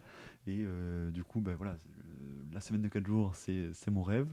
Et là, bon, j'ai 27 ans, mais peut-être à 30 ans, il faut que je me dise, Mathias, voilà, tu travailles 4 jours, tu as 3 jours de week-end pour faire tes projets. Si j'ai des salariés un jour, ouais, faire ce modèle. Et quels sont tes projets futurs? Alors peut-être pas forcément que niveau pro, mais enfin tu me disais en off que tu voulais aussi t'engager dans une association. Oui, oui. Alors là, pour l'instant, donc voilà, pour profiter de l'été à court terme, et ensuite, j'aimerais vraiment à la rentrée là, m'engager dans une association de santé mentale. Parce que je trouve que c'est une problématique majeure en France aujourd'hui. C'est totalement euh, connoté péjorativement la santé mentale et moi j'ai vraiment envie de dire voilà on peut prendre soin de sa santé mentale même si on est juste pas bien ou même si on est bien il faut quand même le faire. Voilà c'est un des projets structurants sur 2023 m'engager de bénévole dans une association.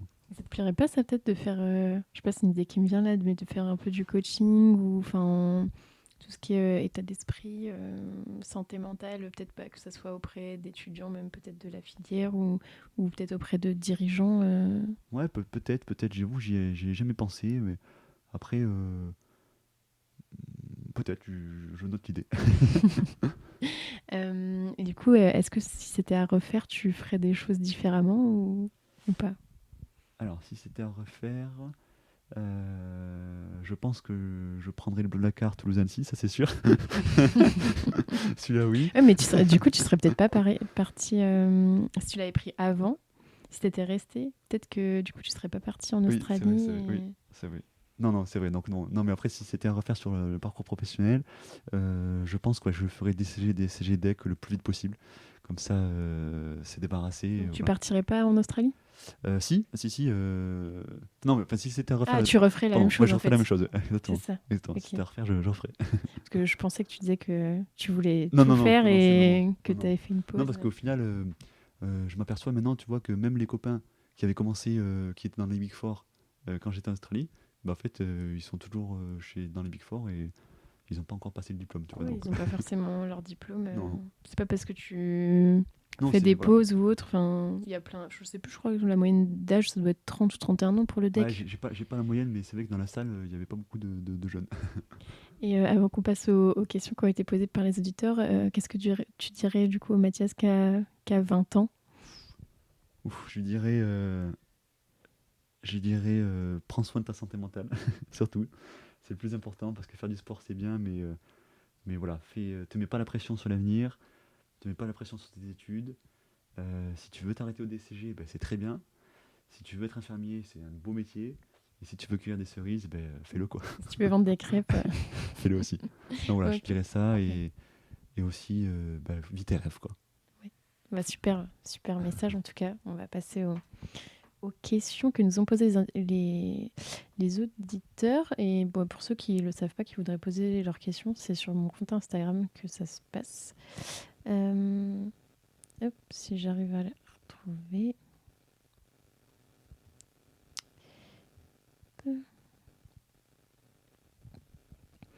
Alors, est-ce que tu peux nous expliquer ce que c'est la chimie verte exactement?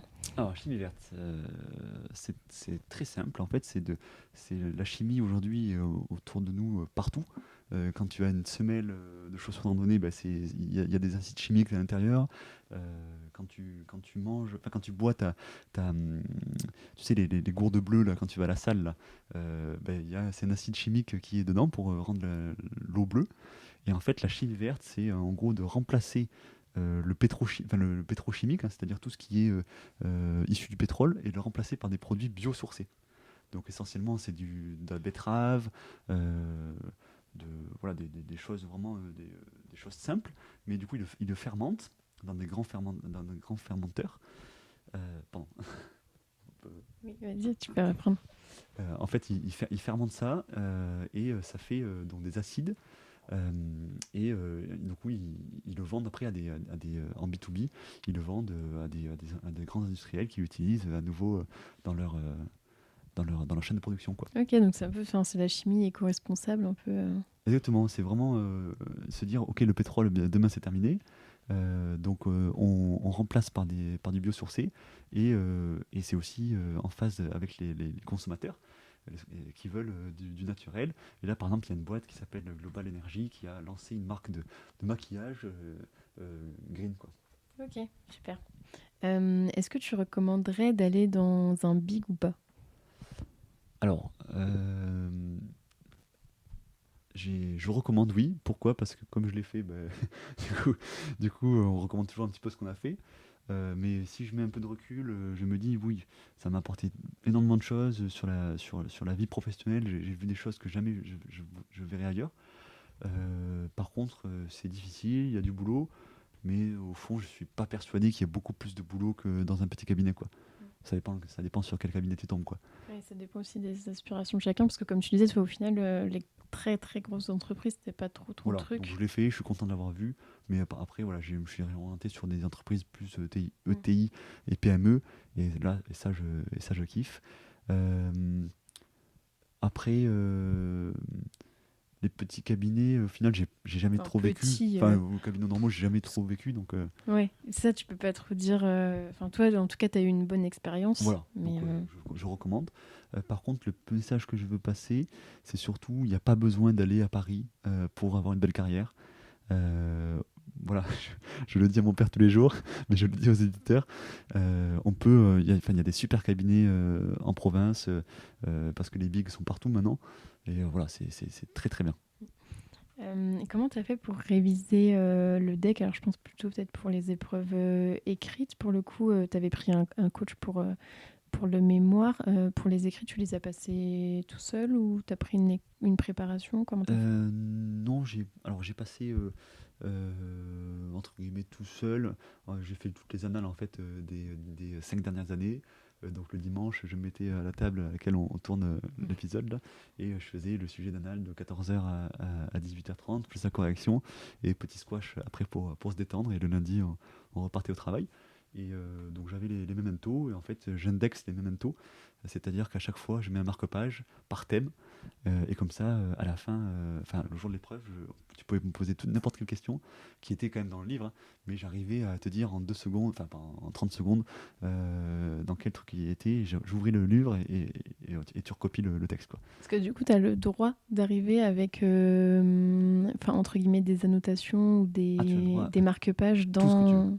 dans les livres. Ok. Tu as le droit d'amener toute ta documentation que tu veux. Tu as le Donc, droit de. Enfin, tu sais, c'est un peu bizarre pour certains parce que ça peut être un peu comme de la triche, tu vois, où on a l'habitude qu'au DCG, au CG, tu dois pas. Tu peux avoir ton PCG, mais il faut pas qu'il soit noté. Faut pas... Alors que là, justement, je pense qu'il y en a, ils arrivent, ils ont des arcs-en-ciel dans ah ouais, leur. ouais, non, mais il y a des post-it roses, fluo et tout. Non, c'est une épreuve qui se prépare bien. Vraiment, il n'y a pas de. Le fait d'avoir de la documentation, ça te rassure. Et Bon, ça dépend le sujet sur quoi tu tombes, hein, mais généralement, même si. Enfin, moi j'étais tombé sur la SCI à l'IS, j'en ai jamais fait de ma vie. Bah, au final, t'as le memento société civile que tu connais, du coup tu arrives à lire un peu le texte de loi qui fait bien, et puis du coup tu recopies le truc, et puis ça passe quoi. Ouais, alors que tu avais fait que de l'audit et Ouais, que. ouais. Par contre, c'est très très très long le sujet, donc il faut vraiment bombarder et aller à l'essentiel quoi. Mm. Donc ça c'est pour l'épreuve donc, de révision légale. Et l'épreuve de déontologie, bah, tu dois apprendre par cœur la déontologie de l'expert comptable et du commissaire en compte. Ce que j'ai fait, j'ai lu le livre, voilà, le week-end. Tu lis le Pété livre. méchant. Voilà, tu lis le livre, à la fin, bon, t'en connais 60%, et ben voilà. T'as 60% de 20, donc du coup ça te fait 12, et voilà. Enfin, tu vois. Ouais, pas trop. Enfin, au final, c'est pas les épreuves qui t'ont forcément posé le plus de Non, problèmes. vraiment, les épreuves écrites, ça se fait bien. Et puis je me disais toujours, au pire, je l'ai dans 6 mois, quoi. C'est pas grave. Mm. Non, le pire du pire, c'est vraiment le mémoire, quoi. Ouais, où là, tu dois vraiment passer du temps sur ton temps perso, entre Et guillemets. déjà, tu pars de zéro, surtout. Tu pars d'une feuille blanche et à la fin, il faut arriver à 222 pages, nickel, tu vois, bien rédigé. Enfin, Sans faute Voilà, d'orthographe. ça, c'est vraiment dur. Alors que les épreuves écrites, tu as les annales tu sais ce qui va tomber, enfin, tu sais à peu près l'idée qui va tomber. Le livre de déontologie, tu l'apprends par cœur, donc fin de l'histoire, quoi. Du coup, ça sert quand même d'utiliser les annales parce que moi, c'est vrai que c'est ce que j'ai fait pour le DSCG, mais on m'avait dit qu'au niveau du DEC, ce qui tombait, c'était quand même assez différent. Enfin, je veux dire, il n'y a pas de thème qui tombe le plus souvent. Donc, toi, tu penses que ça aide quand même Ouais, ça aide déjà à te mettre dans l'esprit de l'épreuve, parce qu'en fait, tu vas t'apercevoir que c'est pas non plus des trucs extraordinaires, mais c'est vraiment des points de détail tels que pourrait te poser un client, et que du coup, bon, ben, il faut surtout vite chercher, quoi. Et le fait de faire des annales, ça te permet juste de connaître bien ta documentation, et du coup, de vraiment, dès qu'on te pose une question sur tel sujet, de savoir, ok, c'est tel memento, et c'est telle page, quoi. Et les annales, tu les avais trouvées sur Internet gratuitement ou c'était via l'annexe c'est sur ou Compta c'était... Online, ouais. Ouais. Tu as Compta Online qui propose les annales et les corrigés. Donc un grand merci à eux aussi. Ok, super. Bah, écoute, on en a fini, Mathias. Je te remercie pour cette interview. C'était très intéressant. J'espère que ça a intéressé nos auditeurs. Bah, écoute, merci à toi. Ben, merci Julie, merci beaucoup. Félicitations, tu as été au bout de cet épisode. Tu peux m'envoyer un message sur LinkedIn ou Instagram pour me dire ce que tu en as pensé. Les suggestions de profils sont aussi les bienvenues.